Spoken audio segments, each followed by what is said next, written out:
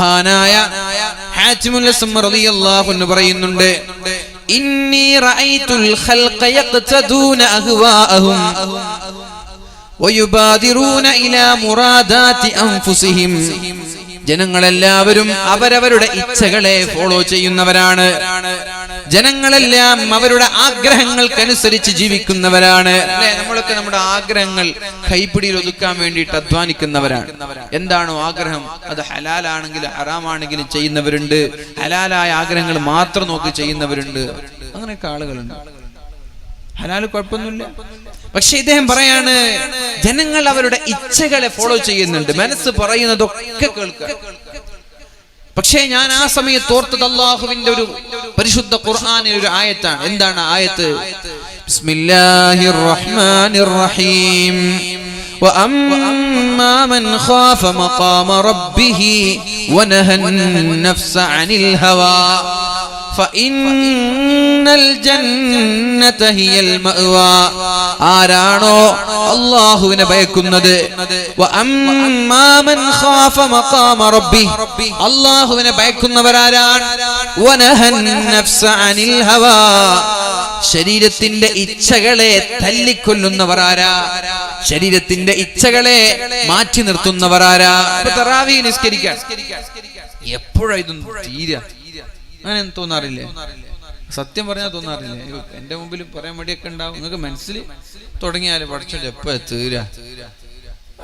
5 minute ആകെ 4 കഴിഞ്ഞിട്ടുള്ളൂ, എന്താ അടുത്ത സ്ലോ? അങ്ങനെയൊക്കെ ചിന്തിക്കാറില്ലേ? സത്യം മനസ്സിൽ കരുതി പറയണ്ട ഇല്ലേ? അപ്പൊ അതിന് ഏറ്റവും വലിയൊരു മരുന്നുണ്ട്. 2 റക്അത്ത് നിസ്കരിച്ച് കഴിയുമ്പോ ചിന്തിക്കേണ്ടത് എന്താണ്? പഠിച്ചോന് ഇനിയൊരു 18 ഉണ്ടാ? 2 കഴിഞ്ഞിട്ടൊന്നുമില്ല, മാഷാ അല്ലാഹ്, ഇനി ആകെ 18 ഉള്ളൂ അല്ലേ? അങ്ങനെ ചിന്തിച്ചു നോക്കിയേ. ഇനി ആകെ 18 ബാക്കിയുള്ളൂ, 20 2 നിസ്കരിച്ചു, മാഷാ അല്ലാഹ്. കുറച്ച് കഴിയുമ്പോൾ ഒരു 4, ഇനി ആകെ 16 ഉള്ളൂ, 4 കഴിഞ്ഞില്ലേ? ഇനി ആകെ 10 ഉള്ളൂ, 10 കഴിഞ്ഞു, മാഷാ അല്ലാഹ്. ഇങ്ങനെ ആകുമ്പോ വേഗം തീരും, ഭാരമാവില്ല, ടെൻഷൻ വരില്ല. നമ്മൾ ചിന്തിക്കുക 10 കഴിഞ്ഞാലും ഇനിയും 10 ഉണ്ടാ, ഇതെപ്പോ തീരാ, ഇനിയൊരു 4 ഉണ്ട്. ഉദാഹരണത്തിന് പള്ളിയിലെ ഹൗദ് ക്ലീനാക്കാൻ വേണ്ടിയിട്ട് വേണ്ടി കസേരയൊക്കെ എടുത്തു വെക്കാൻ വേണ്ടിയിട്ട് സംഘാടകരോട് പറഞ്ഞു, വോളണ്ടിയർമാരോട് പറഞ്ഞു. അപ്പൊ കസേരയൊക്കെ എടുത്തു വെച്ചിട്ട് ഈ സൈഡുള്ള കസേരയൊക്കെ തീർന്നു. എന്നിട്ട് വോളണ്ടിയർമാർ നോക്കുമ്പോൾ ഇവിടെ പെണ്ണുങ്ങളെ കസേരയൊക്കെ ബാക്കി. ഇനി ഇത്രയൊക്കെ കസേര എപ്പോ തീരാ? അങ്ങനെ ചിന്തിക്കണ്ട. ഇത്ര കഴിഞ്ഞില്ലേ, ഇനി ഇത്രയല്ലേ ഉള്ളൂ, ഇത്ര കഴിഞ്ഞില്ലേ, മാഷാ അല്ലാഹ്, ഇത്ര കഴിഞ്ഞു, അത് കുറച്ചല്ലേ ഉള്ളൂ. അങ്ങനെ ചിന്തിക്കുമ്പോ ക്ഷീണാവൂല, പ്രയാസാവൂല. ആ ഒരു രീതിയിൽ തറാവീഹിന് ഒരു ഭാരമായി കാണുന്നത് തന്നെ എന്തുകൊണ്ടാ? നമ്മൾക്ക് അതിനൊരു അമലുൻ സാലിഹ, നമ്മുടെ ഇഷ്ടപ്പെട്ട അമലായി നമ്മുടെ ഒരു സുഹൃത്താക്കി മാറ്റാൻ കഴിയാത്തത് കൊണ്ടാണ്. അപ്പൊ അതുകൊണ്ട് എന്ത് വേണം?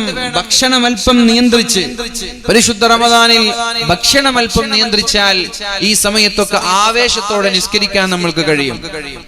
ഇമാമു ഖുർആൻ ഓതുന്ന സമയങ്ങളിൽ നമ്മൾ എന്ത് ചെയ്യുക? പരിശുദ്ധ ഫാത്തിഹ നമ്മൾ സ്വന്തമായി വളരെ മനോഹരമായിട്ട് ഓതുക, അതിന്റെ അർത്ഥമൊക്കെ ആലോചിച്ച് ഓതുക. അപ്പൊ അങ്ങനെ ഓതുമ്പോ അപ്പോഴേക്ക് റുക്കൂലെത്തിയിട്ടുണ്ടാവും ഇമാം, അല്ലെ? ഫാത്തിഹ തീരാതെ തന്നെ റുക്കൂല് പോകുന്ന ഇമാമാരുണ്ട്. പിന്നെ ഫാത്തിഹ ഒന്ന് നമ്മൾ സ്വയം ഒന്ന് ഉഷാറായിട്ട് ഓതുമ്പോ തന്നെ നിസ്കാരം കഴിയും. അതുകൊണ്ട് ഞാൻ പറഞ്ഞു വരുന്നത്,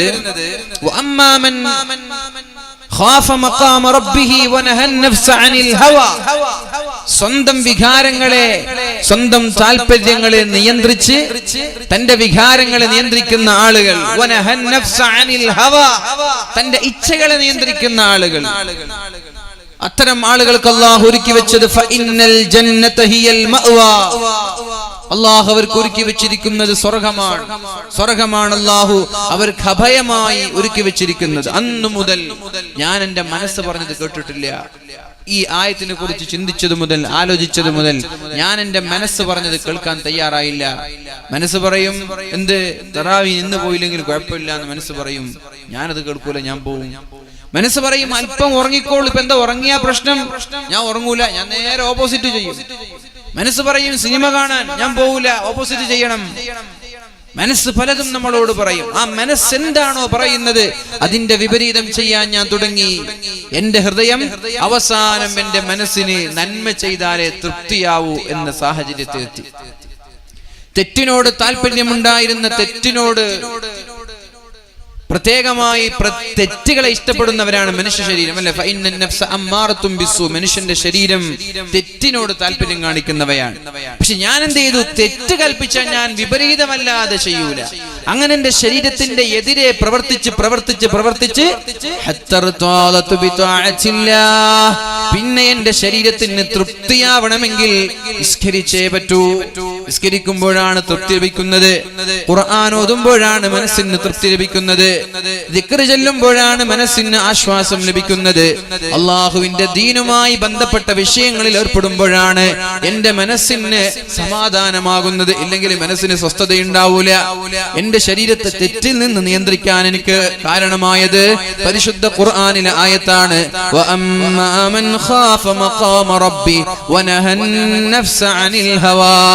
മനസ്സിലേക്ക് വേണ്ടാത്ത ചിന്തകൾ കടന്നു വരുമ്പോ സ്കൂളിൽ പഠിക്കുന്നവരുണ്ടാകും, വിദ്യാർത്ഥിനികൾ, അവിഹിത ബന്ധങ്ങളുള്ള ആളുകൾ, സംസാരമായാലും ടെക്സ്റ്റ് മെസ്സേജ് ആയാലും ഇനി ലൈവ് ആയാലും ശരി, അവിഹിത ബന്ധങ്ങളുള്ള ആളുകൾ, അതുപോലെ തന്നെ മയക്കുമരുന്നിന്റെ കഞ്ചാവിന്റെ അഡിക്റ്റായ ആളുകൾ, സിനിമ കാണുന്ന ആളുകൾ, സീരിയൽ കാണുന്ന ആളുകൾ, ഇവരൊക്കെ ആലോചിക്കേണ്ടത് അള്ളാഹു എന്റെ ശരീരത്തെ തന്നത് അള്ളാഹുവിന് വഴിപ്പെടാനാണ്.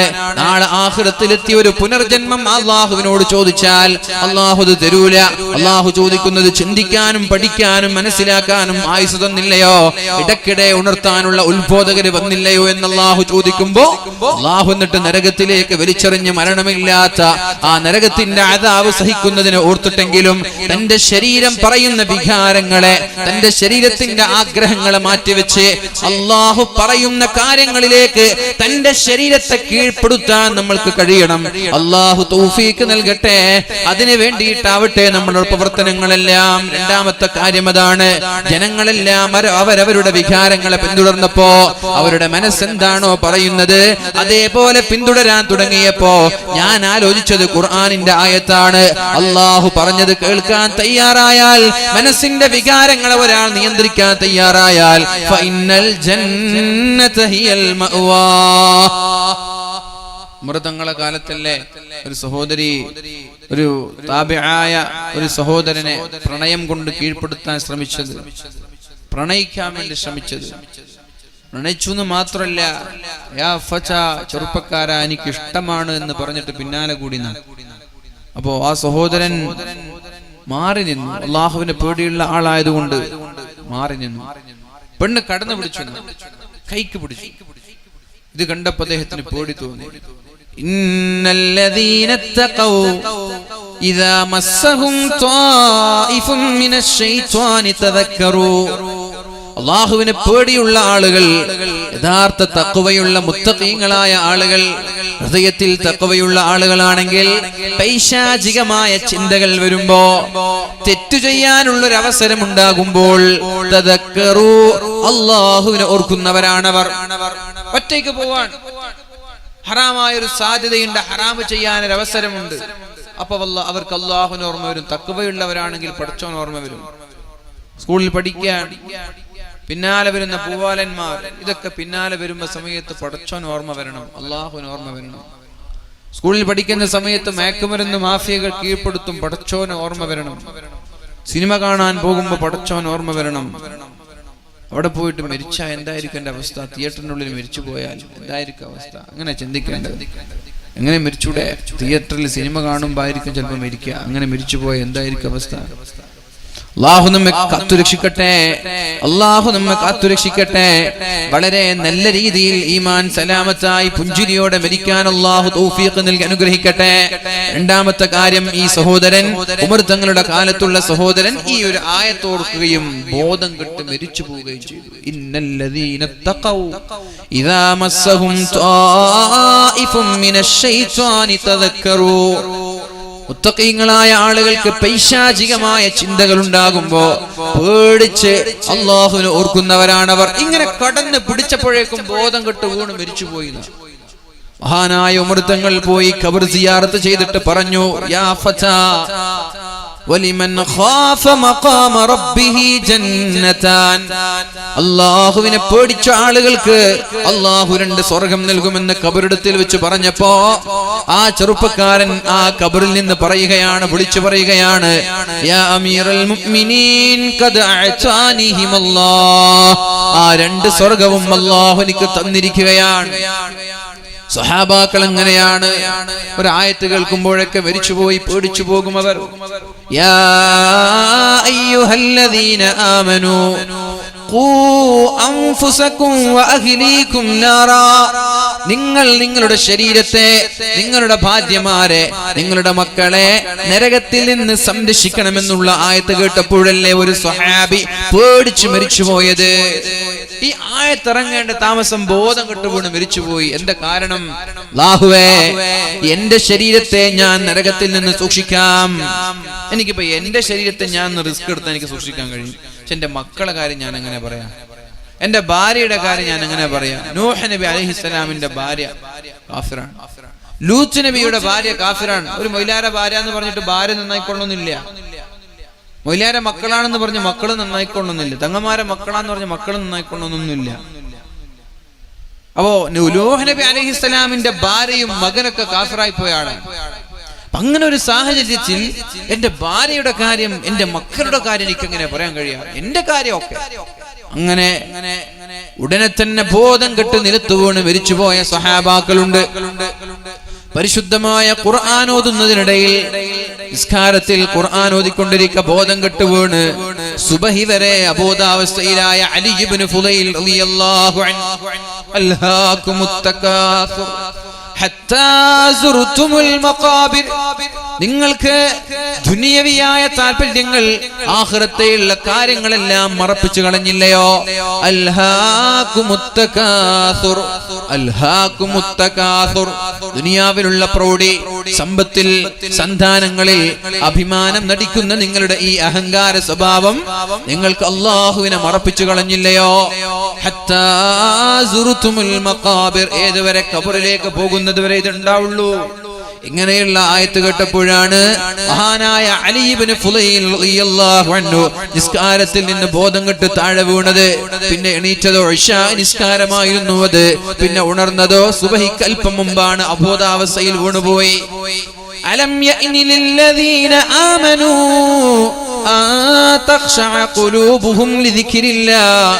അല്ലയോ മുഅ്മിനീങ്ങളെ, സത്യവിശ്വാസികളെ, അല്ലാഹുവിന്റെ ഖുർആൻ കേട്ട് അല്ലാഹുവിനെ പേടിക്കാനുള്ള സമയമായിട്ടില്ലയോ എന്ന ആയത്തിറങ്ങി. അലം യഅനി ലില്ലദീന ആമനൂ, ഓ സത്യവിശ്വാസികളെ, നിങ്ങൾക്ക് സമയമായില്ലയോ? ആ തഖ്ശഅ ഖുലൂബുഹും ലിദിക്രില്ലാഹ് വമാ നസല മിനൽ ഹഖ്.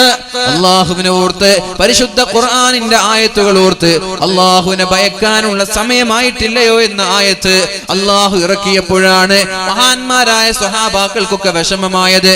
അല്ലാഹു ഞങ്ങളെ ചീത്ത പറഞ്ഞുവല്ലോ, അല്ലാഹു ഞങ്ങളെ കുറ്റം പറഞ്ഞല്ലോ. പരസ്പരം കാണുമ്പോൾ അവർ പറയുമായിരുന്നു, അല്ലാഹു ഞങ്ങളെ കുറ്റപ്പെടുത്തിയല്ലോ, അല്ലാഹു ഞങ്ങളെ വിഷമിപ്പിച്ചല്ലോ, അല്ലാഹു ഞങ്ങളെ കുറ്റം പറഞ്ഞുവല്ലോ എന്ന് പറഞ്ഞ് പരസ്പരം ഈ ആയത്ത് ഓതി വേദനയോടെ പിരിയാറുണ്ടായിരുന്നു മഹാന്മാരായ സ്വഹാബാക്കൾ.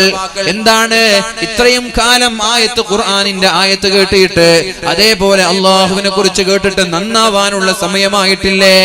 അല്ലാഹു കുറ്റപ്പെടുത്തി എന്നാണ് സ്വഹാബാക്കൾ ഇതിൽ നിന്ന് മനസ്സിലായത്. സ്വഹാബാക്കൾ മനസ്സിലാക്കിയത് അങ്ങനെ. ആയിഷ ബീവി റളിയല്ലാഹു അൻഹാ സൂറത്തുൽ ളുഹാ നിസ്കരിച്ചു കൊണ്ടിരിക്കുകയാണ്. ളുഹാ നിസ്കാരം നിസ്കരിച്ചു കൊണ്ടിരിക്കുകയാണ്. അങ്ങനെ ഒരു നിസ്കാരമുള്ളത് അറിയോ? സുബഹിയുടെയും ളുഹറിന്റെയും ഇടയിലൊരു നിസ്കാരമുണ്ട്, ളുഹാ. അബൂ ഹുറൈറ റളിയല്ലാഹു അൻഹുവിനോട് അല്ലാഹുവിന്റെ ഹബീബായ റസൂലുള്ളാഹി സ്വല്ലല്ലാഹു അലൈഹി വസല്ലമ തങ്ങൾ 3 കാര്യം പറഞ്ഞു കൊടുക്കുകയുണ്ടായി. അബൂ ഹുറൈറ 3 കാര്യം ചെയ്യണമെന്ന് അബൂ ഹുറൈറയോട് അല്ലാഹുവിന്റെ ഹബീബായ റസൂലുള്ളാഹി സ്വല്ലല്ലാഹു അലൈഹി വസല്ലമ തങ്ങൾ പഠിപ്പിച്ചു കൊടുക്കുകയുണ്ടായി. അതിലൊന്നേതാണ്? അതിലൊന്ന് ളുഹാ നിസ്കരിക്കണമെന്നാണ്. അബൂ ഹുറൈറ ളുഹാ നിസ്കരിക്കാൻ മറന്നുപോവല്ല, ളുഹാ നിസ്കരിക്കണം, ളുഹാ നിസ്കാരത്തിന് പ്രത്യേകതയുണ്ട് എന്ന് അല്ലാഹുവിന്റെ ഹബീബ് സല്ലല്ലാഹു അലൈഹി വസല്ലം മഹാനായ അബൂ ഹുറൈറ തങ്ങളോട് പറയാണ്. റകഅത്തയിൽ ളുഹാ, ദുഹാ നിസ്കാരം ഒഴിവാക്കരുത്. റമദാനിൽ തുടങ്ങി വെച്ചോളൂ. സൂര്യൻ ഉദിച്ചു കഴിഞ്ഞാൽ അതിന്റെ സമയമായി. പിന്നെ ളുഹർ വരെ സമയമുണ്ട് ദുഹാ നിസ്കാരം. പിന്നെയോ സുയാമി സലാസതി അയ്യാമിൻ മിൻ കുല്ലി ശഹർ, അയ്യാമുൽ ബീളിന്റെ 3 നോമ്പ് ഒരു കാരണവശാലും ഒഴിവാക്കരുത്. അയ്യാമുൽ ബീളിന്റെ 3 നോമ്പ് ഒഴിവാക്കരുത്. പിന്നെയോ വഅൻ ഊതിറ ഖബ്ല അൻ അനാമ, ഉറങ്ങുന്നതിന് മുമ്പ് വിത്ർ നിസ്കരിക്കണമെന്നും ഉറങ്ങുന്നതിന് മുമ്പ് വിത്ർ നിസ്കരിക്കണമെന്നും അഥവാ വിത്ർ നിസ്കരിക്കാതെ കിടന്നുറങ്ങരുത് എന്നും എന്റെ ഹബീബ് എന്നെ ഉപദേശിച്ചു എന്ന് മഹാനായ അബൂ ഹുറൈറ റളിയല്ലാഹു അൻഹു. എല്ലാ ദിവസവും വിത്ർ നിസ്കരിക്കാതെ ഉറങ്ങരുത്. അപ്പൊ ഇപ്പൊ തറാവീഹ് ഉള്ളത് കൊണ്ട് നമ്മളൊക്കെ വിത്ർ നിസ്കരിക്കുന്നു. ഇനി റമദാൻ കഴിഞ്ഞാൽ വിത്ർ നിസ്കരിക്കുമോ? നിസ്കരിക്കണം. 3 റക്അത്ത് നിസ്കരിക്കണം. ഏതുവരെ? മരണം വരെ നിസ്കരിക്കണം. ഉറങ്ങുന്നത് വരെ വിത്ർ നിസ്കരിക്കാതെ ഉറങ്ങരുത് എന്ന്, എല്ലാ മാസങ്ങളിലും 3 നോമ്പെടുക്കണമെന്ന്, അതേപോലെ 2 റക്അത്ത് ദുഹാ നിസ്കരിക്കണമെന്ന് എന്റെ ഹബീബ് എന്നോട് ഉപദേശിച്ചു എന്ന് പരിശുദ്ധ മഹാനായ അബൂ ഹുറൈറ റളിയല്ലാഹു അൻഹു പറഞ്ഞു വരുന്നത്. ദുഹാ നിസ്കാരത്തിൽ ഓതുകയാണ് വവഖാനാ അദാബസ് സമൂം, അല്ലാഹു ഞങ്ങൾക്ക് ഒരുപാട് നിഅമത്ത് നൽകി സ്വർഗ്ഗക്കാരുടെ വാക്കുകളാണിത്. ദുഹാ നിസ്കാരത്തിലാണ് മഹദിയായ ആയിഷ ബിബി റളിയല്ലാഹു അൻഹാ മഹദി ഓതുകയാണ് ഫമന്നല്ലാഹു അലൈനാ വവഖാനാ അദാബസ് സമൂം, അല്ലാഹു ഒരുപാട് നിഅമത്തുകൾ ഞങ്ങൾക്ക് നൽകുകയുണ്ടായി, ഒരുപാട് അനുഗ്രഹങ്ങൾ നൽകുകയുണ്ടായി. എന്നിട്ട് അല്ലാഹു തആല നരകത്തിന്റെ അദാബിൽ നിന്ന് ഞങ്ങളെ കാത്തു എന്നുള്ള ആയത്ത് ഓതി അല്ലാഹുവിനോട് കരയുകയാണ്. ഇങ്ങനെ കരയാണ്. ദുഹാ നിസ്കാരത്തിൽ കൈകെട്ടി ഫമന്നല്ലാഹു അലൈനാ വവഖാനാ അദാബസ് സമൂം, അല്ലാഹു ഞങ്ങൾക്ക് നിഅമത്ത് നൽകി, അല്ലാഹു ഞങ്ങളെ അനുഗ്രഹിച്ചു. അല്ലാഹുവിന്റെ അനുഗ്രഹം കൊണ്ട് അല്ലാഹു തആല നരകത്തിന്റെ അദാബിൽ നിന്ന് ഞങ്ങളെ കാത്തു എന്നുള്ള അർത്ഥമുള്ള ആയത്തോതി കരഞ്ഞിട്ട് അല്ലാഹുവിനോട് ദുആ ചെയ്യുകയാണ്.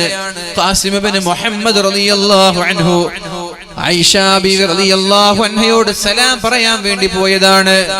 ഒരുപാട് സമയം ഞാൻ കാത്തിരുന്നു, നിസ്കാരം ഇപ്പ കഴിയും എന്നുള്ള പ്രതീക്ഷയോടെ ഒരുപാട് സമയം കാത്തിരുന്ന് എനിക്ക് മടുത്തു. എന്നിട്ട് ഞാൻ എന്ത് ചെയ്തു? നേരെ എന്റെ ആവശ്യങ്ങൾക്ക് വേണ്ടി അങ്ങാടിയിലേക്ക് പോയി. മഹദി അവർകൾ ഈ ആയത്തോതി കരയുകയാണ്. ദുഹാ നിസ്കാരത്തിലാണ് വവഖാനാ അദാബസ് സമൂം, അല്ലാഹുവേ നരകത്തിന്റെ അദാബിൽ നിന്ന് കാക്കണേ എന്ന് പറഞ്ഞ് കരയുകയാണ്. എനിക്ക് മടുത്തിട്ടും ആയിഷ ബീവി റളിയല്ലാഹു അൻഹയ്ക്ക് മടുത്തിട്ടില്ല. അങ്ങനെ ഞാൻ അങ്ങാടിയിൽ പോയി എന്റെ ആവശ്യങ്ങളെല്ലാം കഴിഞ്ഞ് തിരിച്ചു വന്ന് സലാം പറയാമെന്ന് വിചാരിച്ച് സലാം പറയാൻ വേണ്ടി ആയിഷ ബീവിയുടെ റൂമിലേക്ക് പോകുമ്പോഴാണ് ആയിഷ ബീവി നേരത്തെ ഓതിയിരുന്ന ആയത്ത് ഓതി കരഞ്ഞുകൊണ്ടേയിരിക്കുകയാണ്. നിസ്കാരം നിർത്തിയില്ല. വവഖാനാ അദാബസ് സമൂം ഫമന്നല്ലാഹു അലൈനാ വവഖാനാ അദാബസ് സമൂം, അല്ലാഹുവിന്റെ നിഅമത്ത് കൊണ്ട് അല്ലാഹു സ്വർഗ്ഗം നൽകി എന്ന സ്വർഗ്ഗക്കാരുടെ വാക്കോർത്തിട്ട് അല്ലാഹുവേ കരഞ്ഞുകൊണ്ട് നരകത്തിലേക്ക് കൊണ്ടുപോവല്ലേ എന്ന് കരയുകയാണ് മഹദിയായ ആയിഷ. നാളെ സ്വർഗ്ഗത്തിലെ സ്വർഗീയ വനിതകളുടെ നേതാവാണ് ആയിഷ ബീവി റളിയല്ലാഹു അൻഹാ. ഞാൻ പറഞ്ഞു വരുന്നത് ഈ മഹദിമാരായ ആളുകൾക്കെല്ലാം തന്റെ വികാരങ്ങളെ, തന്റെ താല്പര്യങ്ങളെ എല്ലാം അല്ലാഹുവിന് വേണ്ടി സമർപ്പിക്കാൻ കഴിഞ്ഞത്, തന്റെ ശരീരത്തെ നിയന്ത്രിക്കാൻ കഴിഞ്ഞതുകൊണ്ടാണ്. വേണ്ടാത്ത വിചാരങ്ങളിൽ നിന്ന്, വേണ്ടാത്ത ചിന്തകളിൽ നിന്ന്, വേണ്ടാത്ത കാര്യങ്ങളിൽ നിന്ന്, അല്ലാഹു നിരോധിച്ച വിഷയങ്ങളിൽ നിന്ന് മാറി നിന്നിട്ട് അല്ലാഹുവിന് വേണ്ടി ശരീരത്തെ കീഴ്പ്പെടുത്തിയപ്പോ പിന്നെ നിസ്കാരമില്ലാതെ ശരീരത്തിന് മനസ്സ് വരൂല. മഹദിയായ സൈനബ ബീവി റളിയല്ലാഹു അൻഹയെ കുറിച്ച് പറയാറുണ്ട്, അല്ലാഹുവിന്റെ ഹബീബ് ഒരു കുന്തത്തിൽ ഒരു കയറ് കാണാനിടയായി, ഒരു പില്ലറിൽ ഒരു കയറ് കാണാനിടയായി. അല്ലാഹുവിന്റെ ഹബീബ് ചോദിച്ചു, എന്താണ് ഈ കയറ്? അപ്പോഴാണ് സ്വഹാബാക്കൾ പറഞ്ഞത്, ഇത് സൈനബ ബീവി റളിയല്ലാഹു അൻഹാ നിസ്കരിക്കാൻ വേണ്ടി വെച്ച കയറാണ്. നിസ്കരിക്കാൻ കയറെന്തിനാണ്? ഒരുപാട് നേരം നിസ്കരിച്ച് മടുക്കുമ്പോ ആ കയറ് കൊണ്ട് ശരീരത്തെ കെട്ടിവെക്കുമത്രേ. ക്ഷീണിച്ച് താഴെ വീഴാതിരിക്കാൻ, ക്ഷീണിച്ചവശയായി താഴെ വീഴാതിരിക്കാൻ വേണ്ടി കയറ് കൊണ്ട് തന്റെ ശരീരത്തെ ബന്ദിയാക്കി എന്നിട്ട് ഒരുപാട് നേരം നിസ്കരിക്കുമായിരുന്നു മഹദിയായ സൈനബ ബീവി റളിയല്ലാഹു അൻഹാ. അപ്പോൾ അപ്പോഴാണ് അല്ലാഹുവിന്റെ ഹബീബ് പറഞ്ഞത്, വേണ്ട വേണ്ട, ഈ പണി നിങ്ങൾ ചെയ്യരുതേ, ഈ പണി നിങ്ങൾ ചെയ്യരുതേ. കാരണം നിങ്ങളുടെ ശരീരത്തിന് ചില ബാധ്യതകളുണ്ട്, നിങ്ങളുടെ ശരീരത്തിന് ചില കടമകളുണ്ട്.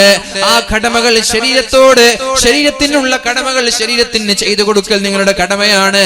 ഞാൻ നിസ്കരിക്കാറില്ലേ, ഞാൻ ഉറങ്ങാറില്ലേ, ഞാൻ കല്യാണം കഴിച്ചിട്ടില്ലേ, ഞാൻ നോമ്പ് നോക്കാറില്ലേ, നോമ്പ് ഉപേക്ഷിക്കാറില്ലേ, റമദാനിലല്ല സുന്നത്ത് നോമ്പിന്റെ കാര്യമാണ്. ഇനി റമദാനിൽ ഉപേക്ഷിക്കാൻ നിൽക്കണ്ട.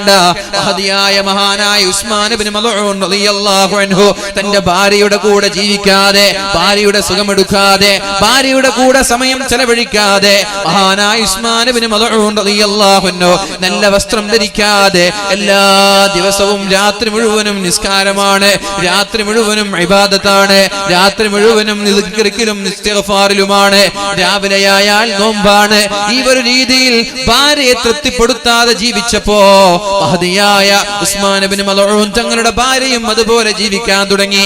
എന്റെ ഭാര്യയ്ക്ക്, എന്റെ ഭർത്താവിന് എന്നോട് താല്പര്യമില്ലെങ്കിൽ പിന്നെ എന്തിനാണ് ഞാൻ കുപ്പായം പുതിയത് ധരിക്കുന്നത്? സഹോദരിമാരെ, പുതിയ കുപ്പായം ധരിക്കേണ്ടത് അങ്ങാടിയിലേക്ക് പോകുമ്പോഴല്ല, കല്യാണത്തിന് പോകുമ്പോഴല്ല, അന്യപുരുഷന്മാരെ കാണാൻ വേണ്ടിയിട്ടല്ല. നിങ്ങൾ എത്ര വില കൊടുത്ത് വസ്ത്രം വാങ്ങിയാലും നിങ്ങളുടെ ഭർത്താവിനെ തൃപ്തിപ്പെടുത്താൻ വേണ്ടിയിട്ടാണ്, ഭർത്താവിനെ തൃപ്തിപ്പെടുത്താൻ വേണ്ടിയിട്ടാണ് വസ്ത്രം ധരിക്കേണ്ടത്. ഉസ്മാൻ ഇബ്നു മദ്ഊൻ എന്ന് പറയുന്ന തന്റെ ഭർത്താവ് ദീനുമായി ബന്ധപ്പെട്ട്, ദീനുമായി ചിന്ത മാത്രം, വേറെ ദുനിയവിയായ ചിന്തയില്ല, ഭാര്യയെ കുറിച്ച് ചിന്തയില്ല. തന്റെ ഭർത്താവിന് തന്നോട് താല്പര്യമില്ലെങ്കിൽ, ശാരീരികമായ വികാരങ്ങളില്ലെങ്കിൽ പിന്നെ ആർക്ക് വേണ്ടിയിട്ടാണ് ഞാൻ നല്ല മനോഹരമായ വസ്ത്രം ധരിക്കുന്നത്? സെയിൽസ്മാന് കാണാനല്ല, വഴിപോക്കർക്ക് കാണാനല്ല, സ്കൂളിലുള്ള ആളുകൾക്ക് കാണാനല്ല, പിന്നെ ആർക്കാണ്? എന്റെ ഭർത്താവിന് വേണ്ടെങ്കിൽ പിന്നെ എന്തിനാണ് ഞാൻ നല്ല വസ്ത്രം ധരിക്കുന്നത്?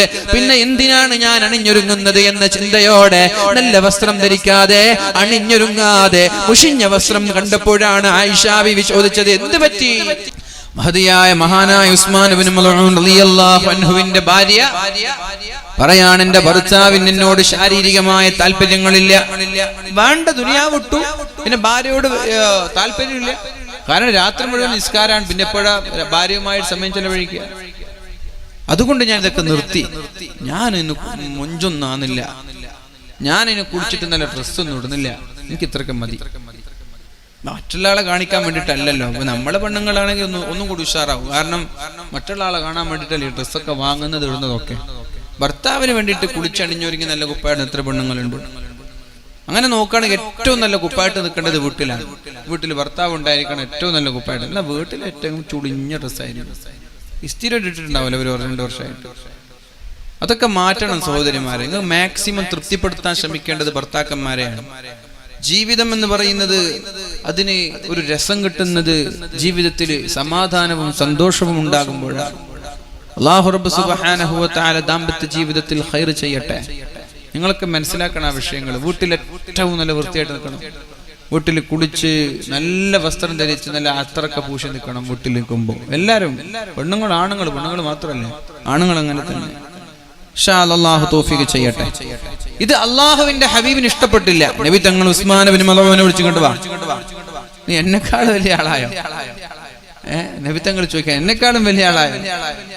ഞാൻ നിസ്കരിക്കുന്നുണ്ട്, ഉറങ്ങുന്നുണ്ട്, എന്റെ ഭാര്യമാർക്ക് സമയം കൊടുക്കുന്നുണ്ട്, ഞാൻ നോമ്പ് നോക്കുന്നുണ്ട്, നോമ്പ് ഉപേക്ഷിക്കാറുണ്ട്. നീ ഇപ്പൊ നോമ്പ് തന്നെയാണ്, നോമ്പ് ഒഴിവാക്കാറില്ല, ഉറക്കില്ല, എല്ലാ ദിവസവും ഇബാദത്ത്, ഭാര്യയായിട്ടൊരു ബന്ധമില്ല. അങ്ങനെ എന്നെക്കാൾ ഉഷാറാവാനൊന്നും നോക്കണ്ട.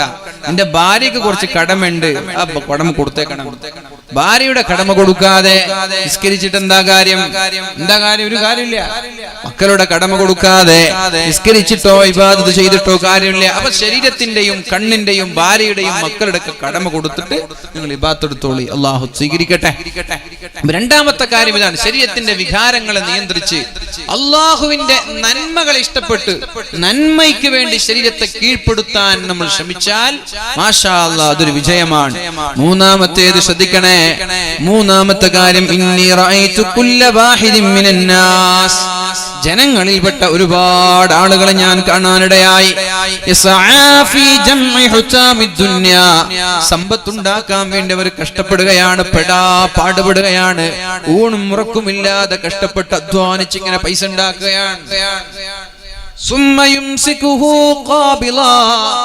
പിന്നെ ആ വരുമാനങ്ങളെല്ലാം ചെലവഴിക്കാതെ പിടിച്ചു വെക്കുകയാണ് അക്കൗണ്ടിലിട്ട്. ഒരുപാട് സ്ഥലങ്ങൾ വാങ്ങി, അവിടെയും സ്ഥലം ഇവിടെയും സ്ഥലം, അവിടെ ഫ്ലാറ്റ് ഉണ്ട് ഇവിടെ ഫ്ലാറ്റ് ഉണ്ട്. എത്ര ഫ്ലാറ്റിന് വില? 1,80,00,000 ഫ്ലാറ്റിന് വില. 4-5 ഫ്ലാറ്റ് കോഴിക്കോടും എറണാകുളത്തും തിരുവനന്തപുരത്തും മംഗലാപുരത്തും ബാംഗ്ലൂരിലും. ഇപ്പൊ എന്തിനാ? ഇതൊക്കെ പിടിച്ചു വെക്കലാണ്. പൈസ ഉള്ള പൈസ ഒക്കെ വാങ്ങിച്ച് ഒരു അസറ്റാക്കി വെക്കാൻ. പിടിച്ചു വെക്കുന്നത് കാണാനിടയായി. അപ്പോഴാണ് ഞാൻ അല്ലാഹുവിന്റെ ഖുർആനിന്റെ ആയത്തോർത്തത്. എന്താണ് ഖുർആനിന്റെ ആയത്ത്? മാ ഇൻദകും യൻഫദ് വമാ ഇൻദല്ലാഹി ബാഖ്. നിങ്ങൾ എടുത്തു വെച്ചതെല്ലാം തീർന്നു പോകുന്നതാണ്, എന്നാൽ എന്താണോ നിങ്ങൾ അല്ലാഹുവിന് കൊടുത്തത് അത് മാത്രമാണ് ബാക്കിയാവുന്നത്.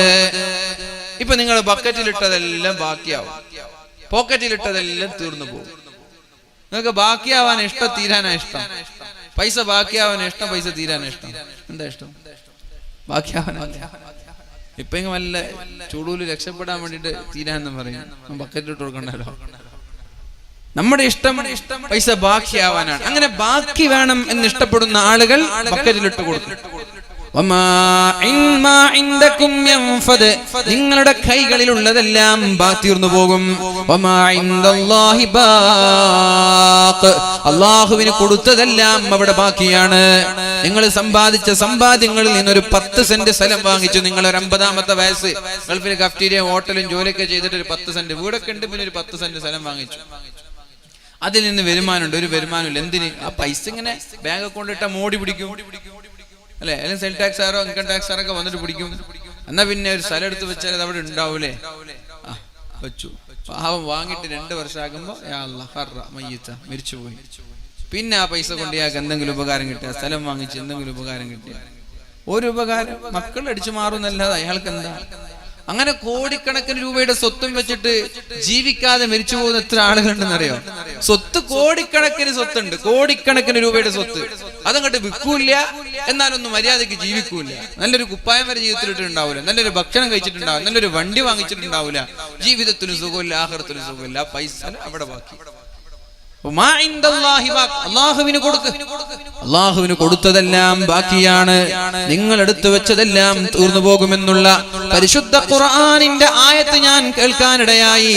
പരിശുദ്ധ ഖുർആനിന്റെ ആയത്ത് ഞാൻ പഠിച്ചു നോക്കിയപ്പോ എനിക്ക് എന്റെ ഭാര്യയ്ക്ക് എന്റെ മക്കളുടെ ചെലവ് കഴിഞ്ഞ് ബാക്കിയുള്ളതെല്ലാം ഞാൻ മിസ്കീന്മാർക്ക്, പാവങ്ങൾക്ക് വേണ്ടി ചെലവഴിച്ചു. എന്റെ കുടുംബങ്ങളുടെ ചെലവ് കഴിഞ്ഞ് ബാക്കിയുള്ളത് മുഴുവനും ഞാൻ പാവങ്ങൾ കൊടുത്തു. എന്തേ? അതൊക്കെ നാളെ കിട്ടും. ഞാൻ ചെലവാക്കിയതൊന്നും നാളെ കിട്ടൂല.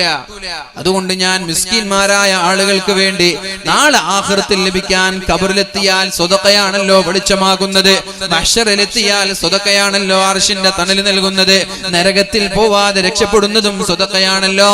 അതുകൊണ്ട് ഞാൻ എന്റെ സമ്പാദ്യങ്ങളിൽ നിന്ന് എന്റെ ചെലവ് കഴിഞ്ഞ് ബാക്കിയുള്ളതെല്ലാം മിസ്കീന്മാർക്ക് സംഭാവന ചെയ്തു.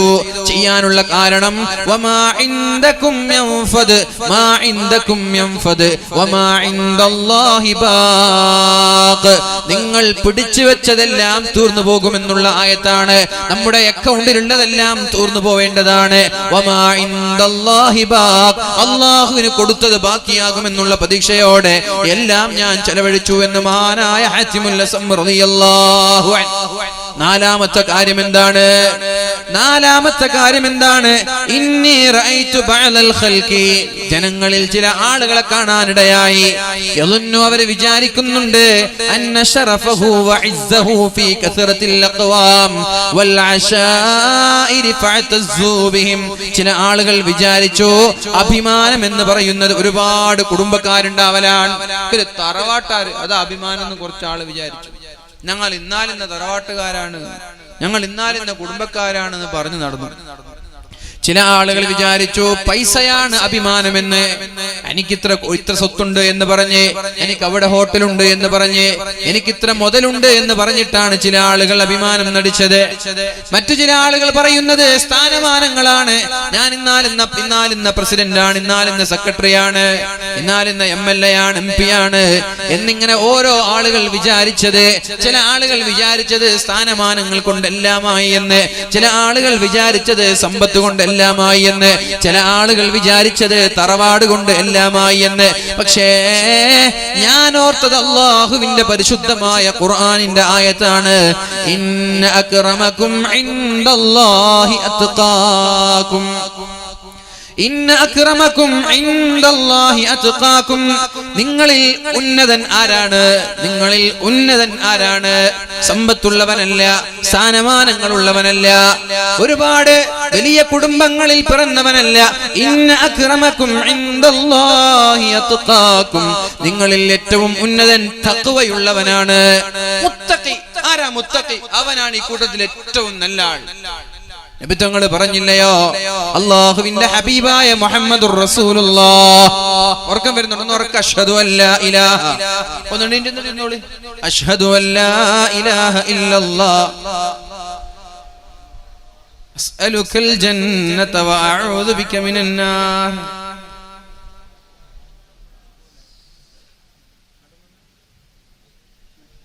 أشهد أن لا إله إلا الله أستغفر الله أسألك الجنة وأعوذ بك من النار. أشهد أن لا إله إلا الله അസ്അലുകൽ ജന്നത വഅഊദു ബിക മിനൻ നാർ. നബി തങ്ങൾ പറയുകയുണ്ടായി, ഇത്തഖിൽ മഹാരിം തകുൻ അഅബദൻ നാസ്. നിങ്ങൾ തഖ്വയുള്ളവരാകണം, മുത്തഖീങ്ങളാകണം, ഏറ്റവും നല്ല മനുഷ്യനാകണം എന്ന് നിങ്ങൾ ആഗ്രഹിക്കുന്നുണ്ടെങ്കിൽ ഇത്തഖിൽ മഹാരിം, ജീവിതത്തിൽ ഹറാം വരാതെ സൂക്ഷിച്ചേക്കണം. ഹറാം വരാനുള്ള അവസരങ്ങൾ നമ്മുടെ മുമ്പിലുണ്ട്, ഹറാമിന്റെ അവസരങ്ങൾ നമ്മുടെ മുമ്പിലുണ്ട്. ഹറാമു ജീവിതത്തിലേക്ക് വരാതെ സൂക്ഷിക്കാൻ നമ്മൾക്ക് കഴിഞ്ഞാൽ ഇത്തഖിൽ മഹാരിം, ഹറാം ജീവിതത്തിലേക്ക് വരാതെ സൂക്ഷിക്കാൻ കഴിഞ്ഞാൽ തകുന്ന അബദൻ നാസ്, ജനങ്ങളിലെ ഏറ്റവും നല്ല ആളായി മാറാം. തകുന്ന അബദൻ നാസ്, ജനങ്ങളിലെ ഏറ്റവും ആബിദായി മാറാം, ഏറ്റവും നല്ല മുത്തഖിയായി മാറാം. ഞാൻ ഓർത്തുപോയി അല്ലാഹുവിന്റെ ആയത്ത്, ഇന്ന അക്രമകും ഇൻദല്ലാഹി അത്ഖാകും. സമ്പത്തുള്ളവനോ സ്ഥാനമാനങ്ങളുള്ളവനോ അതേപോലെ തറവാട്ടുകാരനോ അല്ല അല്ലാഹുവിന്റെ അടുത്ത് മഹത്വം. മഹത്വമാർക്കാ? തഖ്വയുണ്ടോ അവർക്കാണ് മഹത്വം. അന്ന് മുതൽ തഖ്വയുള്ളവനായി മുത്തഖിയായി മാറാനാണ് ഞാൻ ശ്രമിച്ചത്. അന്ന് മുതൽ ഞാൻ മുത്തഖിയായി മാറാനാണ് ശ്രമിച്ചത്. നമ്മൾ ദുആ ചെയ്യാറുണ്ട്, റബ്ബനാ ഹബ് ലനാ മിൻ അസ്വാജിനാ വദുരിയാതിനാ ഖുർറത അയുനിൻ വജഅൽനാ ലിൽ മുത്തഖീന ഇമാമാ. അല്ലാഹുവേ, ഞങ്ങളെ, ഞങ്ങളുടെ ഭാര്യമാരെ, ഞങ്ങളുടെ മക്കളെ പരസ്പരം കൺകുളിർമയുള്ളവരിൽ ചേർക്കണേ അല്ലാഹ്. ദുആ ചെയ്യാറില്ലേ? ഞങ്ങളെ, ഞങ്ങളുടെ ഭാര്യമാരെ, ഞങ്ങളുടെ ഭർത്താക്കന്മാരെ, ഞങ്ങളുടെ മക്കളെ പരസ്പരം കൺകുളിർമയുള്ളവരിൽ ചേർക്കണേ അല്ലാഹ്. വജഅൽനാ ലിൽ മുത്തഖീന ഇമാമാ. അല്ലാഹുവേ, ഞങ്ങളെ മുത്തഖിയാക്കണമെന്നല്ല ദുആ ചെയ്യുന്നത്, മുത്തഖീങ്ങളുടെ നേതാവാക്കണമെന്നാണ്. അല്ലാഹുവേ, മുത്തഖീങ്ങൾ ഞങ്ങളുടെ മഅ്മൂമീങ്ങളാണ്, ഞങ്ങൾ ഇമാമാണ്. മുത്തഖീങ്ങളുടെ നേതാവാക്കണമെന്ന് ദുആ ചെയ്യാറുണ്ട്. ഇന്ന അക്രമകും ഇൻദല്ലാഹി അത്ഖാകും. അങ്ങനെ മുത്തഖിയായ ആളുകൾക്ക് മാത്രമേ അല്ലാഹുവിന്റെ കോടതിയിലും ദുനിയാവിലും വിലയുള്ളൂ, അവർക്കേ സ്ഥാനമാനങ്ങളുള്ളൂ എന്ന് പരിശുദ്ധ ഖുർആൻ പറയുമ്പോൾ എന്താണ് മുത്തഖി എന്ന് പറഞ്ഞാൽ, എന്താണ് ഈ തഖ്വ എന്ന് പറഞ്ഞാൽ, പരിശുദ്ധമായ റമളാനിന്റെ ലക്ഷ്യം നമ്മൾ പറയുകയുണ്ടായി. യാ അയ്യുഹല്ലദീന ആമനൂ കുതിബ അലൈക്കുമുസ് സിയാം. നിങ്ങൾക്ക് ഞാൻ നോമ്പ് നിർബന്ധമാക്കിയത് ലഅല്ലകും തത്തഖൂൻ, നിങ്ങൾ മുത്തഖീങ്ങളാവാൻ വേണ്ടിയിട്ടാണ്. എന്താണ് ഈ മുത്തഖി? ആരാണ് ഈ മുത്തഖി? എന്താണ് ഈ തഖ്വ എന്ന് പറഞ്ഞാൽ ഇംതിസാലു അവാമിരില്ലാഹ് വജ്തിനാബു നവാഹി. മുത്തഖി എന്ന് പറഞ്ഞാൽ അല്ലാഹു പറഞ്ഞതേ ചെയ്യുള്ളൂ, ചെയ്യരുത് എന്ന് പറഞ്ഞത് ചെയ്യൂല. ഇംതിസാലു അവാമിരില്ലാഹ്, അല്ലാഹുവിന്റെ കൽപ്പനകൾ അതുപോലെ അനുസരിക്കുന്നവർ മുത്തഖീങ്ങളാണ്. വജ്തിനാബു നവാഹി, അല്ലാഹു ചെയ്യല്ല എന്ന് പറഞ്ഞത്, അല്ലാഹു ഹറാമാക്കിയത്, അല്ലാഹു നിരോധിച്ചത് ചെയ്യാതെ ചെയ്യണമെന്ന് പറഞ്ഞത് ചെയ്യുന്നവരാണ് മുത്തഖി. മുത്തഖിയാവാൻ നമ്മൾക്കും കഴിയും, ഹറാമിൽ നിന്ന് വിട്ടുനിന്നാൽ മതി. അല്ലാഹു തൗഫീഖ് നൽകട്ടെ. അപ്പൊ നാലാമത്തെ വിജയമന്ത്രം എന്താണ്? നാലാമത്തെ വിജയ രഹസ്യം എന്താണ്? എല്ലാവരും സമ്പത്തിലും സ്ഥാനമാനങ്ങളിലും തറവാടും കൊണ്ട് അഭിമാനിക്കുമ്പോ എനിക്ക് മനസ്സിലായി അതിലൊന്നുമില്ല എന്ന്, അതിലൊന്നും ഒരു ചുക്കുമില്ല എന്ന് എനിക്ക് മനസ്സിലായി. തഖ്വയുള്ള ആളുകൾക്ക് ദുനിയാവിലും ആഖിറത്തിലും വിജയമുള്ളൂ എന്ന് മനസ്സിലായി. മനസ്സിലായി. തഖ്വയുള്ള ആളുകൾക്കാണ് അവസാനമായ അന്ത്യവിജയമുള്ളത്. മരണസമയത്ത് പുഞ്ചിരിയോടെ മരിക്കാൻ കഴിയുന്നത് തഖ്വയുള്ള ആളുകൾക്കാണ്. അതുകൊണ്ട് തഖ്വ അത്യന്താപേക്ഷിതമാണെന്ന് എനിക്ക് മനസ്സിലായിട്ട് അന്നു മുതൽ തഖ്വയുള്ള ആളായി മാറാൻ ഞാൻ ശ്രമിച്ചു എന്ന് മഹാനായ ഹാത്തിമുൽ അസം റളിയല്ലാഹു അൻഹു അഞ്ചാമത്തെ കാര്യം പറയുന്നത്, ഇന്നി റഅയ്തുൻ നാസ്, ഞാൻ ജനങ്ങളെ നിരീക്ഷിക്കുകയുണ്ടായി, ഞാൻ ജനങ്ങളെ ശ്രദ്ധിക്കുകയുണ്ടായി. നമ്മളിൽ ചില ആളുകളെ ചീത്ത പറയുകയാണ്, കുറ്റം പറയുകയാണ്. ഗീബത്ത് പറയുകയാണ്. ചീത്ത പറയാനുള്ള കാരണം, കുറ്റം പറയാനുള്ള കാരണം അസൂയയാണെന്ന് എനിക്ക് മനസ്സിലായി. ഫിൽ മാലി, മുതലാളിമാരോട് അസൂയ. എന്റെ സമ്പത്തിലാണ് അസൂയയുള്ളത്. വൽ ജാഹി, സ്ഥാനമാനങ്ങളുള്ളവർ, MLA-മാർ, MP-മാർ, രാഷ്ട്രീയ നേതാക്കൾക്ക്, കമ്മിറ്റി ഭാരവാഹികൾക്ക് പരസ്പരം അസൂയയുണ്ടാവാറുണ്ട്. ഒരേ പൊസിഷനിലുള്ള ആളുകൾക്കാണ് അസൂയയുണ്ടാവാറുള്ളത്. വൽ ഇൽമി, ആലിമീങ്ങൾക്ക് ആലിമീങ്ങളോട് അസൂയയുണ്ടാവാറുണ്ട്. അപ്പൊ ഞാൻ മനസ്സിലാക്കി, അസൂയയുള്ളത് വെറുതെയല്ല. ഒരാൾക്ക് അസൂയ തോന്നുന്നത് വെറുതെയല്ല. തന്നെക്കാൾ വളരുമ്പോ തന്നെക്കാൾ ഉഷാറാകുമോ എന്ന പേടിയാണ് കമ്മിറ്റിയിൽ പരസ്പരം പാരവെക്കുന്നത്, രാഷ്ട്രീയ നേതൃത്വത്തിൽ പാരവെക്കുന്നത്, ഉന്നതമായ സ്ഥാനങ്ങൾ കിട്ടാൻ വേണ്ടി അതിനുവേണ്ടി കുതിര കച്ചവടം നടത്തുന്നത്. എല്ലാം അവർക്ക് പരസ്പരം അസൂയയുള്ളത് കൊണ്ടാണ്. ഇൽമിലുള്ള അസൂയയുണ്ട്, സ്ഥാനമാനങ്ങളിലും അസൂയയുണ്ട്, അതേപോലെ സമ്പത്തുള്ളവരിലും അസൂയയുണ്ട്. അപ്പോഴാണ് ഞാൻ അല്ലാഹുവിന്റെ പരിശുദ്ധമായ ഖുർആനിന്റെ ആയത്തോർത്തത്. നഹ്നു ഖസംനാ മഈശതഹും നഹ്നു ഖസംനാ ബൈനഹും മഈശതഹും ഫിൽ ഹയാത്തിദ് ദുനിയ. ഓരോ ആളുകൾക്ക് വേണ്ടതെല്ലാം ഞാൻ കണക്കാക്കി വെച്ചിട്ടുണ്ട്. എന്നാൽ ഇന്ന മുതലാളിക്ക് എത്ര കൊടുക്കണമെന്ന്, എന്നാൽ ഇന്ന ആലിമിന് എത്ര കൊടുക്കണമെന്ന്, എന്നാൽ ഇന്ന രാഷ്ട്രീയ നേതാവ് എവിടെ എത്തണമെന്ന് ഞാൻ കണക്കാക്കിയിട്ടുണ്ട്. അതുകൊണ്ട് അള്ളാഹുവിന്റെ തീരുമാനങ്ങളെ തടക്കാൻ ഒരാൾക്കും കഴിയില്ല. ഒരു മുതലാളി കോടീശ്വരനായി മാറാനാണ് അള്ളാഹുവിന്റെ തീരുമാനമെങ്കിൽ ഞാൻ അസൂയ വെച്ചിട്ട് എന്താണ് കാര്യം? ഞാൻ പാര വെച്ചിട്ട് എന്താണ് കാര്യം? ഞാൻ വിദ്വേഷം വെച്ചിട്ട് എന്താണ് കാര്യം? ഞാൻ തകർക്കാൻ വേണ്ടി ശ്രമിച്ചിട്ട് എന്താണ് കാര്യം? അള്ളാഹു വിചാരിച്ച സ്ഥലത്തേക്ക് അയാൾ എത്തുമെന്ന് ഉറപ്പ് തന്നെയാണ്. ഇനി അയാൾ തകരാനാണ് അള്ളാഹുവിന്റെ തീരുമാനമെങ്കിൽ ഞാൻ അസൂയ വെച്ചിട്ട് എന്താണ് കാര്യം? അയാൾ തകരുമെന്നുറപ്പല്ലയോ?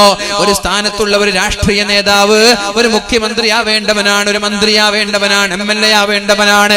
അള്ളാഹുവിന്റെ തീരുമാനം അയാൾ ഇന്ന സ്ഥാനങ്ങളിലേക്ക് എത്തിച്ചു കൊടുക്കണമെന്നാണെങ്കിൽ പിന്നെ ഞാൻ അസൂയ വെച്ചിട്ട് എന്താണ് കാര്യം? ഞാൻ അസൂയ വെച്ചത് കൊണ്ട് അയാളെ സ്ഥാനത്തിൽ നിന്നിറക്കാൻ പറ്റുമോ?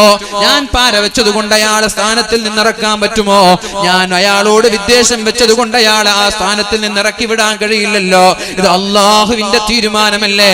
അയാൾ എവിടെ എത്തണമെന്ന് അള്ളാഹുവിന്റെ തീരുമാനമാണ്. പിന്നെ എന്തിനാണ് ഞാൻ അസൂയ വെക്കുന്നത്? അതേപോലെ ആലിമീങ്ങളോട് അസൂയ വെക്കുന്നത്, ഇൽമിൽ അസൂയ വെക്കുന്നത്, ഒരു പണ്ഡിതനോട് അസൂയ തോന്നുന്നത്. അള്ളാഹു അയാൾക്ക് കൊടുത്ത ഇൽമ കാരണമാണ് അള്ളാഹു അയാൾക്ക് ഉയർച്ച നൽകിയത്. അള്ളാഹു അയാൾക്ക് കൊടുത്ത തഖ്വ കാരണത്താലാണ് അള്ളാഹു അയാൾക്ക് ഉയർച്ച നൽകിയത്. ഞാൻ അസൂയ വെച്ചത് കൊണ്ട് അയാൾ തളരുകയോ, ഞാൻ അസൂയ വെച്ചത് കൊണ്ട് അയാൾ വളരുകയോ ഇല്ല. അല്ലാഹുമ്മ ലാ മാനിഅ ലിമാ അഅതൈത വലാ മുഅതിയ ലിമാ മനഅത വലാ റാദ്ദ ലിമാ ഖളൈത വലാ മുബദ്ദില ലിമാ ഹകംത. അല്ലാഹുവിന്റെ തീരുമാനങ്ങളെ തടുക്കാൻ എനിക്ക് കഴിയില്ല എന്നുറപ്പാണ്. അന്നു മുതൽ ഞാൻ ഒരാളോടും അസൂയ വെച്ചില്ല, എനിക്ക് ഒരാളോടും പകയുമില്ല, അസൂയയുമില്ല എന്ന് മഹാനായ ഹാത്തിമുൽ അസം തങ്ങൾ പഠിപ്പിക്കുമ്പോ അസൂയ ഇല്ലാതിരിക്കാനുള്ള വഴി എന്താ? അള്ളാഹു കണക്കാക്കിയത് അയാൾക്ക് കിട്ടും. അസൂയ വെച്ചിട്ട് കാര്യമില്ല എന്ന് ചിന്തിക്കലാ അല്ലേ? ഒരു മീൻ കച്ചവടക്കാരന് ജ്വല്ലറിക്കാരനോട് അസൂയ ഉണ്ടാവില്ല?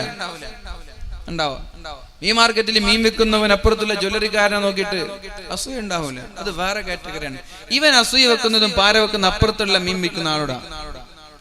അവിടെ നല്ല ആള് പോകുന്നുണ്ടല്ല, ഇവിടെ നല്ല ആരും വാങ്ങിക്കുന്നുണ്ടല്ല, എന്തെങ്കിലും ഒന്ന് ഒപ്പിക്കണം. എന്നിട്ട് ഇപ്പുറത്ത് മീൻ വാങ്ങുമ്പോ നീ അവിടെ നിന്ന് മീൻ വാങ്ങിച്ചേ, അത് ഇന്നലത്തെ മീനാ, അത് ഐസിട്ട മീനാ, അത് മരുന്ന് വെക്കുന്ന മീൻ, എനിക്ക് സുഖമില്ല, അവിടെ നിന്നൊക്കെ വാങ്ങിച്ച് കഴിച്ചേക്കല്ലേ, എന്റെ അടുത്ത് വാങ്ങിയില്ലെങ്കിൽ കുഴപ്പമില്ല, എങ്ങനെയൊക്കെ പറയും. ജ്വല്ലറിക്കാരൻ പറയും അവിടെ 916 കണ്ടിട്ടില്ല. ജ്വല്ലറിക്കാരുടെ അസൂയ ഉണ്ടാവും. ഒരേ കാറ്റഗറിയിലുള്ള ആളുകളുടെ അസൂയ ഉണ്ടാവുക. അല്ലാതെ ഈ ജ്വല്ലറിക്കാരനോട് ഇവരെ അസൂയ വെച്ചിട്ട് എന്താ കാര്യം? അപ്പൊ ഞാൻ ജ്വല്ലറിക്കാരനോട് അസൂയ വെച്ചിട്ട് എന്താ കാര്യം? ഞാൻ എന്റെ കാറ്റഗറിയിലുള്ളവരുടെ അസൂയ വെക്കുക. എല്ലാവരും അങ്ങനെ തന്നെയാണ്. ഒരേ കാറ്റഗറി, തനിക്ക് പാരയാകുമോ, തന്റെ വളർച്ചയ്ക്ക് തടസ്സം വരുമോ, അല്ലെങ്കിൽ എന്റെ സ്ഥാനം ഇടിയുമോ എന്നൊക്കെ പേടിയാണ് പലരെയും അസൂയ വെക്കാനും പാര വെക്കാനും വിദ്വേഷം വെക്കാനും കാരണക്കാരാക്കുന്നത്. അത് നിങ്ങൾ തീരുമാനിച്ചോ, നിങ്ങൾ അസൂയ വെച്ചത് കൊണ്ട് അള്ളാഹു നിശ്ചയിച്ച കാര്യത്തിൽ നിന്ന് അയാൾ താഴെ വീഴൂല. അള്ളാഹു തീരുമാനിച്ചു കഴിഞ്ഞില്ലേ, അള്ളാഹു ഓരോ ആൾക്ക് കൊടുക്കേണ്ട തീരുമാനിച്ചു കഴിഞ്ഞിട്ടുണ്ട്. പിന്നെ അസൂയ വെച്ചിട്ട് എന്താ കാര്യം? അതുകൊണ്ട് അസൂയ വേണ്ട. വളരുന്നവർ വളരട്ടെ, വളരുന്നവർ വളരട്ടെ. അള്ളാഹു തീരുമാനിച്ചതല്ലേ. നഹ്നു ഖസംനാ ബൈനഹും മഈശതഹും ഫിൽ ഹയാത്തിദ് ദുനിയാ. ദുനിയാവിൽ ഞാൻ അവർക്ക് ഒരുപാട് കാര്യങ്ങൾ ചെയ്തു കൊടുത്തിട്ടുണ്ട്. അവർക്ക് വേണ്ട മഈശത്ത് ഞാൻ കണക്കാക്കിയിട്ടുണ്ട്. അതുകൊണ്ട് അള്ളാഹുവിന്റെ തീരുമാനങ്ങളിൽ നമ്മൾക്കാർക്കും ഇടപെടാൻ കഴിയില്ല. അല്ലേ? ഇന്നമാ ഖുദ്ദിറ വാജിബ് വ ഇന്നമാ സുത്തിറ മുൻതദർ. അള്ളാഹു കണക്കാക്കിയതെല്ലാം നടക്കാൻ പോവാണ്. നമ്മൾക്കറിയാത്ത പലതും നമ്മൾ ഇനിയും പ്രതീക്ഷിക്കേണ്ടതുണ്ട്. മറഞ്ഞു നിൽക്കുന്ന പല കാര്യങ്ങളും നടക്കാൻ പോവാണ്. അതുകൊണ്ട് അന്ന് മുതൽ എനിക്ക് അസൂയയില്ല. അപ്പൊ അസൂയ മാറാനുള്ള വേണ്ടി തന്നെയാണ്. നിങ്ങളൊക്കെ അസൂയുണ്ട്, എല്ലാവർക്കും അസൂയ ഉണ്ടാവും. അസൂയ ഉണ്ടെങ്കിൽ അമലൊന്നും ഉണ്ടാവില്ല. അസൂയ വെച്ച് അമലെല്ലാം തീർന്നു പോകും. തിന്നും, തീ തിന്നുന്നത് പോലെ തിന്നും. അസൂയ വെച്ചിട്ട് കാര്യമൊന്നുമില്ല എന്ന് മനസ്സിലാക്കി പിന്നെ അസൂയ വെക്കൂലല്ലോ. അസൂയ വെച്ചിട്ട് കാര്യം ഉണ്ടെങ്കിലല്ലേ അസൂയ വെക്കേണ്ട ആവശ്യമുണ്ട്. ഇത് തിന്നിട്ടൊരു കാര്യമില്ല എന്ന് പറഞ്ഞാൽ തിന്നുവോ? ഇല്ല. എന്തേ തിന്നിട്ടൊരു കാര്യമില്ല? നീ മരുന്ന് കുടിച്ചാൽ സുഖം ഉണ്ടാവില്ല എന്ന് പറഞ്ഞാൽ കുടിക്കൂലല്ലോ. സുഖമില്ലേ പിന്നെ എന്തിനാ കുടിക്കുന്നത്? അതേപോലെ അസൂയ വെച്ചിട്ടൊരു കാര്യമില്ലെങ്കിൽ പിന്നെ എന്തിനാ അസൂയ വെക്കണ്ട. ഇൻഷാ അല്ലാഹ് അസൂയ വെക്കാതിരിക്കാനുള്ള ഒരു വഴി എനിക്ക് മനസ്സിലായത്, അള്ളാഹുവിന്റെ തീരുമാനം, അള്ളാഹു കൊടുക്കേണ്ടതെല്ലാം തീരുമാനിച്ചു കഴിഞ്ഞു. ഇനി അസൂയ വെച്ചിട്ട് കാര്യമില്ല. അന്നു മുതൽ എനിക്ക് ആരോട് അസൂയയില്ല. ആറാമത്തെ കാര്യം അദ്ദേഹം പറയുന്നത്, അള്ളാഹു പറഞ്ഞു, ഞാൻ ജനങ്ങളെ കാണാനിടയായി പരസ്പരം അസൂയ വെക്കുന്നത്, പരസ്പരം ദേഷ്യം വെക്കുന്നത്, ശത്രുത വെക്കുന്നത്. ചില ആളുകളോട് ശത്രുത വെക്കുന്നു, അല്ലെ? ശത്രുത വെക്കാറില്ലേ? അയൽവാസികളോട് ശത്രുത, കൂടെ പഠിക്കുന്നവരോട്, പഠിപ്പിക്കുന്നവരോട്, ജോലി ചെയ്യുന്നവരോട് ശത്രുത, കുടുംബക്കാരോട് ശത്രുത, ഇങ്ങനെ ശത്രുത വെക്കുന്നത് കാണാനിടയായി. അപ്പോഴാണ് ഞാൻ അള്ളാഹുവിന്റെ ഒരു വാക്കോർത്തത്, ഇന്നശ്ശൈത്വാന ലക്കും അദുവ്വൻ ഫത്തഖിദൂഹു അദുവ്വാ. നിങ്ങൾക്ക് ഒരൊറ്റ ഒരു ശത്രുവേ ഉള്ളൂ, അത് പിശാചാണ്. പിശാചിനെ അല്ലാതെ വേറെ ഒരാളെയും ശത്രുവായി കാണരുത്. നിങ്ങൾ ശത്രുവായി കാണുന്നുണ്ടെങ്കിൽ അത് പിശാചിനെയാ കാണേണ്ടത്, വേറെ ഒരാളെയും കാണരുത് എന്ന പരിശുദ്ധ ഖുർആനിന്റെ ആയത്ത്. അന്ന് മുതൽ ഞാൻ ആരോടും ശത്രുത വെച്ചില്ല.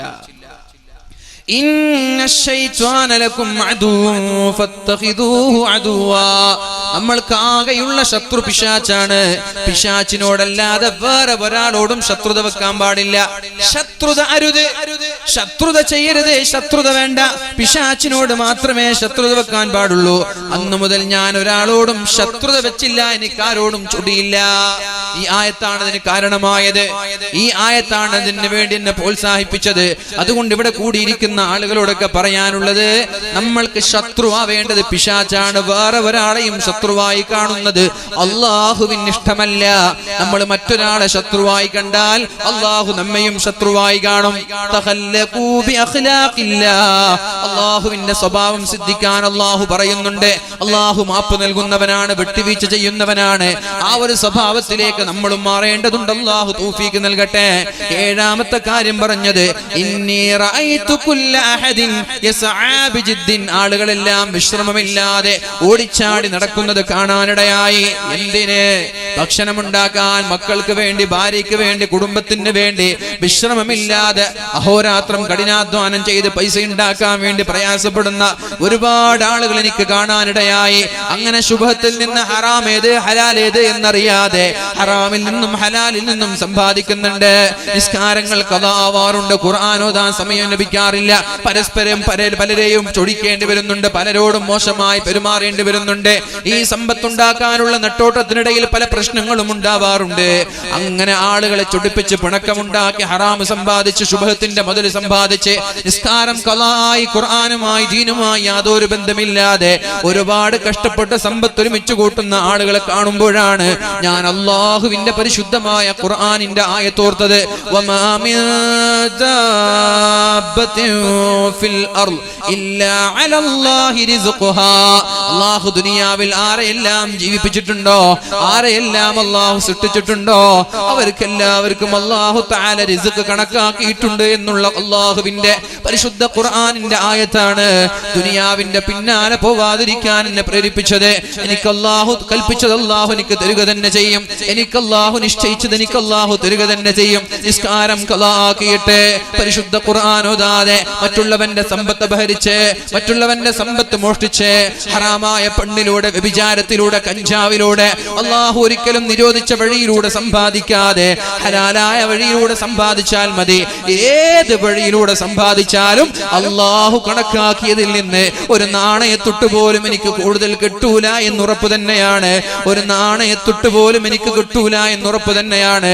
അതുകൊണ്ട് ഞാൻ ഒരിക്കലും സമ്പത്തിന് വേണ്ടി നിസ്കാരത്തെ ഒഴിവാക്കേണ്ടി വന്നിട്ടില്ല, ജോലിക്ക് വേണ്ടി ഖുർആൻ ഒഴിവാക്കേണ്ടി വന്നിട്ടില്ല, സുന്നത്ത് നിസ്കാരങ്ങൾ ഒഴിവാക്കേണ്ടി വന്നിട്ടില്ല, ദുഹാ നിസ്കാരം ഒഴിവാക്കേണ്ടി വന്നിട്ടില്ല, തഹജ്ജുദ് നിസ്കാരം ഒഴിവാക്കേണ്ടി വന്നിട്ടില്ല.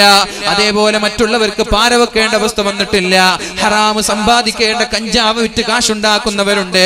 ഹജ്ജിന് പോകുന്ന ഉംറക്ക് പോകുന്ന പാവങ്ങളായ വൃദ്ധമാരായ ഉമ്മമാരുടെ കൈകളിൽ വരെ കഞ്ചാവിന്റെ പാക്ക് നൽകി വിടുന്ന ക്രൂരന്മാരായ അക്രമികളായ തെമ്മാടി കൂട്ടങ്ങൾ നമ്മുടെ കേരളക്കരയിലുണ്ട് എന്ന് പറയുമ്പോ എവിടെ എത്തി പ്രബുദ്ധ കേരളം എന്ന് നമ്മൾ പൊങ്ങച്ചം നടിക്കുന്ന ഈ കേരളത്തിന്റെ അവസ്ഥ? ഹജ്ജിന് വേണ്ടി ഉംറയ്ക്ക് വേണ്ടി അള്ളാഹുവിന്റെ പ്രീതി ആഗ്രഹിച്ച് മക്കാ മണ്ണിലേക്ക് പോകുന്ന പാവങ്ങളായ വൃദ്ധമാരായ ഉമ്മമാരുടെ ഉപ്പമാരുടെ കൈകളിൽ കഞ്ചാവിന്റെ അതുപോലെ തന്നെ മയക്കുമരുന്നിന്റെ പാക്കുകൾ നൽകിയിട്ട് അതിലൂടെ സമ്പാദിക്കുന്ന ആളുകൾ. എന്തിനാണ് ഈ സമ്പാദ്യം? ആർക്ക് വേണ്ടിയാണ് ഈ സമ്പാദ്യം? ആരെ പറ്റിക്കാനാണ്? ആർക്ക് നൽകാനാണ് ഈ സമ്പാദ്യം? അതുകൊണ്ട് എന്റെ പ്രിയപ്പെട്ട സഹോദരങ്ങളോട് പറയാനുള്ളത്, അള്ളാഹുവിന്റെ വജ്ഹ് ആഗ്രഹിച്ച് പാപങ്ങളായ വൃദ്ധരായ മാതാപിതാക്കള് എത്രയോ ആളുകൾ അങ്ങനെ സൗദി പോലീസിന്റെ കസ്റ്റഡിയിലുള്ളവരറിയാ. എങ്ങനെ ഈജിപ്തിൽ നിന്ന് അതുപോലെ കേരളക്കരയിൽ നിന്ന് പല സ്ഥലങ്ങളിൽ നിന്ന് ഹജ്ജിന് പോകുന്ന ആളുകളുടെ കയ്യിൽ മയക്കുമരുന്ന് കൊടുത്തേക്കുന്ന ആളുകൾ സ്വന്തം കുടുംബക്കാരന്റെ കയ്യിൽ മയക്കുമരുന്ന് കൊടുത്ത് ഇതെന്റെ ചങ്ങാതിക്ക് കൊടുക്കണം, ഇത് ബേക്കറി സാധനങ്ങളാണെന്ന് പറഞ്ഞിട്ട്, ഇത് പച്ചക്കറിയാണെന്ന് പറഞ്ഞ്, ഇത് മറ്റുള്ള ഷൂ ആണെന്നൊക്കെ പറഞ്ഞിട്ട് സ്വന്തം കുടുംബക്കാരെ ഒറ്റിക്കൊടുത്ത് പൈസ ഉണ്ടാക്കുന്നവർ. എന്തിനാണ് ഈ പൈസ? അല്ലാഹു നിനക്ക് കണക്കാക്കിയത്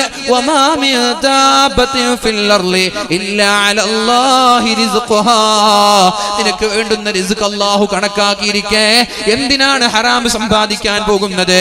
എന്തിനാണ് മറ്റുള്ളവരെ ജയിലിലേക്ക് പോവാനുള്ള അവസരങ്ങൾ ഉണ്ടാക്കുന്നത്? അതുകൊണ്ട് പ്രിയപ്പെട്ട സഹോദരങ്ങളോട് സഹോദരിമാരോട് പറയാനുള്ളത്, അല്ലാഹു റബ്ബ് സുബ്ഹാനഹു വ തആല നമ്മൾക്ക് എല്ലാവർക്കുമുള്ള റിസ്ക് കണക്കാക്കിയിട്ടുണ്ട്. റിസ്കിന് വേണ്ടി അധ്വാനിക്കണം, അധ്വാനിക്കണ്ട എന്നല്ല. ഇനി വീടിന്റെ മൂലയിൽ ഇരുന്നിട്ട് ഖുർആൻ ഓതി ദിക്ർ ചൊല്ലി ജോലിക്ക് പോവാതെ നിസ്കരിക്കണമെന്നല്ല പറയുന്നത്.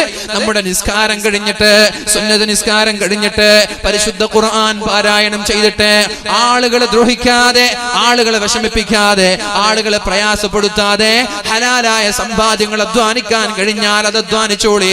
അല്ലാതെ ഹറാമായ സമ്പാദ്യങ്ങളിലേക്ക് പോയാൽ കുല്ലു ലഹ്മിൻ നബത മിൻ സുഹതിൻ ഫന്നാറു ഔലാ ബിഹി, ഹറാമായ സമ്പാദ്യങ്ങളിൽ ഒരു നാണയത്തൊട്ട് പോലും നമ്മുടെ വയറിലേക്ക് പോയാൽ, ഒരു ധാന്യമണി പോലും നമ്മുടെ വയറിലേക്ക് പോയാൽ, നമ്മുടെ മക്കളെ കൊണ്ട് തീറ്റിച്ചാൽ, നമ്മുടെ ഭാര്യമാരെ കൊണ്ട് തീറ്റിച്ചാൽ എല്ലാവരും നരകത്തിലേക്കുള്ളവരാണ് എന്ന് മുഹമ്മദുർ റസൂലുള്ളാഹ്. ഈ കഞ്ചാവ് കൊണ്ടുള്ള വിൽപ്പന, കള്ളിന്റെ വിൽപ്പന, പെണ്ണിന്റെ വിൽപ്പന, മറ്റുള്ളവരെ പറ്റിച്ചുകൊണ്ടുള്ള വിൽപ്പന, മറ്റുള്ളവരുടെ സമ്പത്ത് അപഹരിച്ച് ഭാര്യയ്ക്കും മക്കൾക്കും നൽകിയിട്ട് എവിടേക്ക് കൊണ്ടുപോവാനാണ്? മക്കളെ നരകത്തിലേക്ക് കൊണ്ടുപോവാനാണോ? അതുകൊണ്ട് ഈ പരിശുദ്ധമായ റമദാനിൽ പ്രതിജ്ഞയെടുക്കേണ്ടത്, ഹറാമായ ഒരു സമ്പാദ്യം പോലും എന്നിൽ ഉണ്ടാവൂല. പലിശ സമ്പാദ്യം എന്തിനാണ് പലിശയിലൂടെ സമ്പാദ്യങ്ങൾ ഉണ്ടാക്കുന്നത്?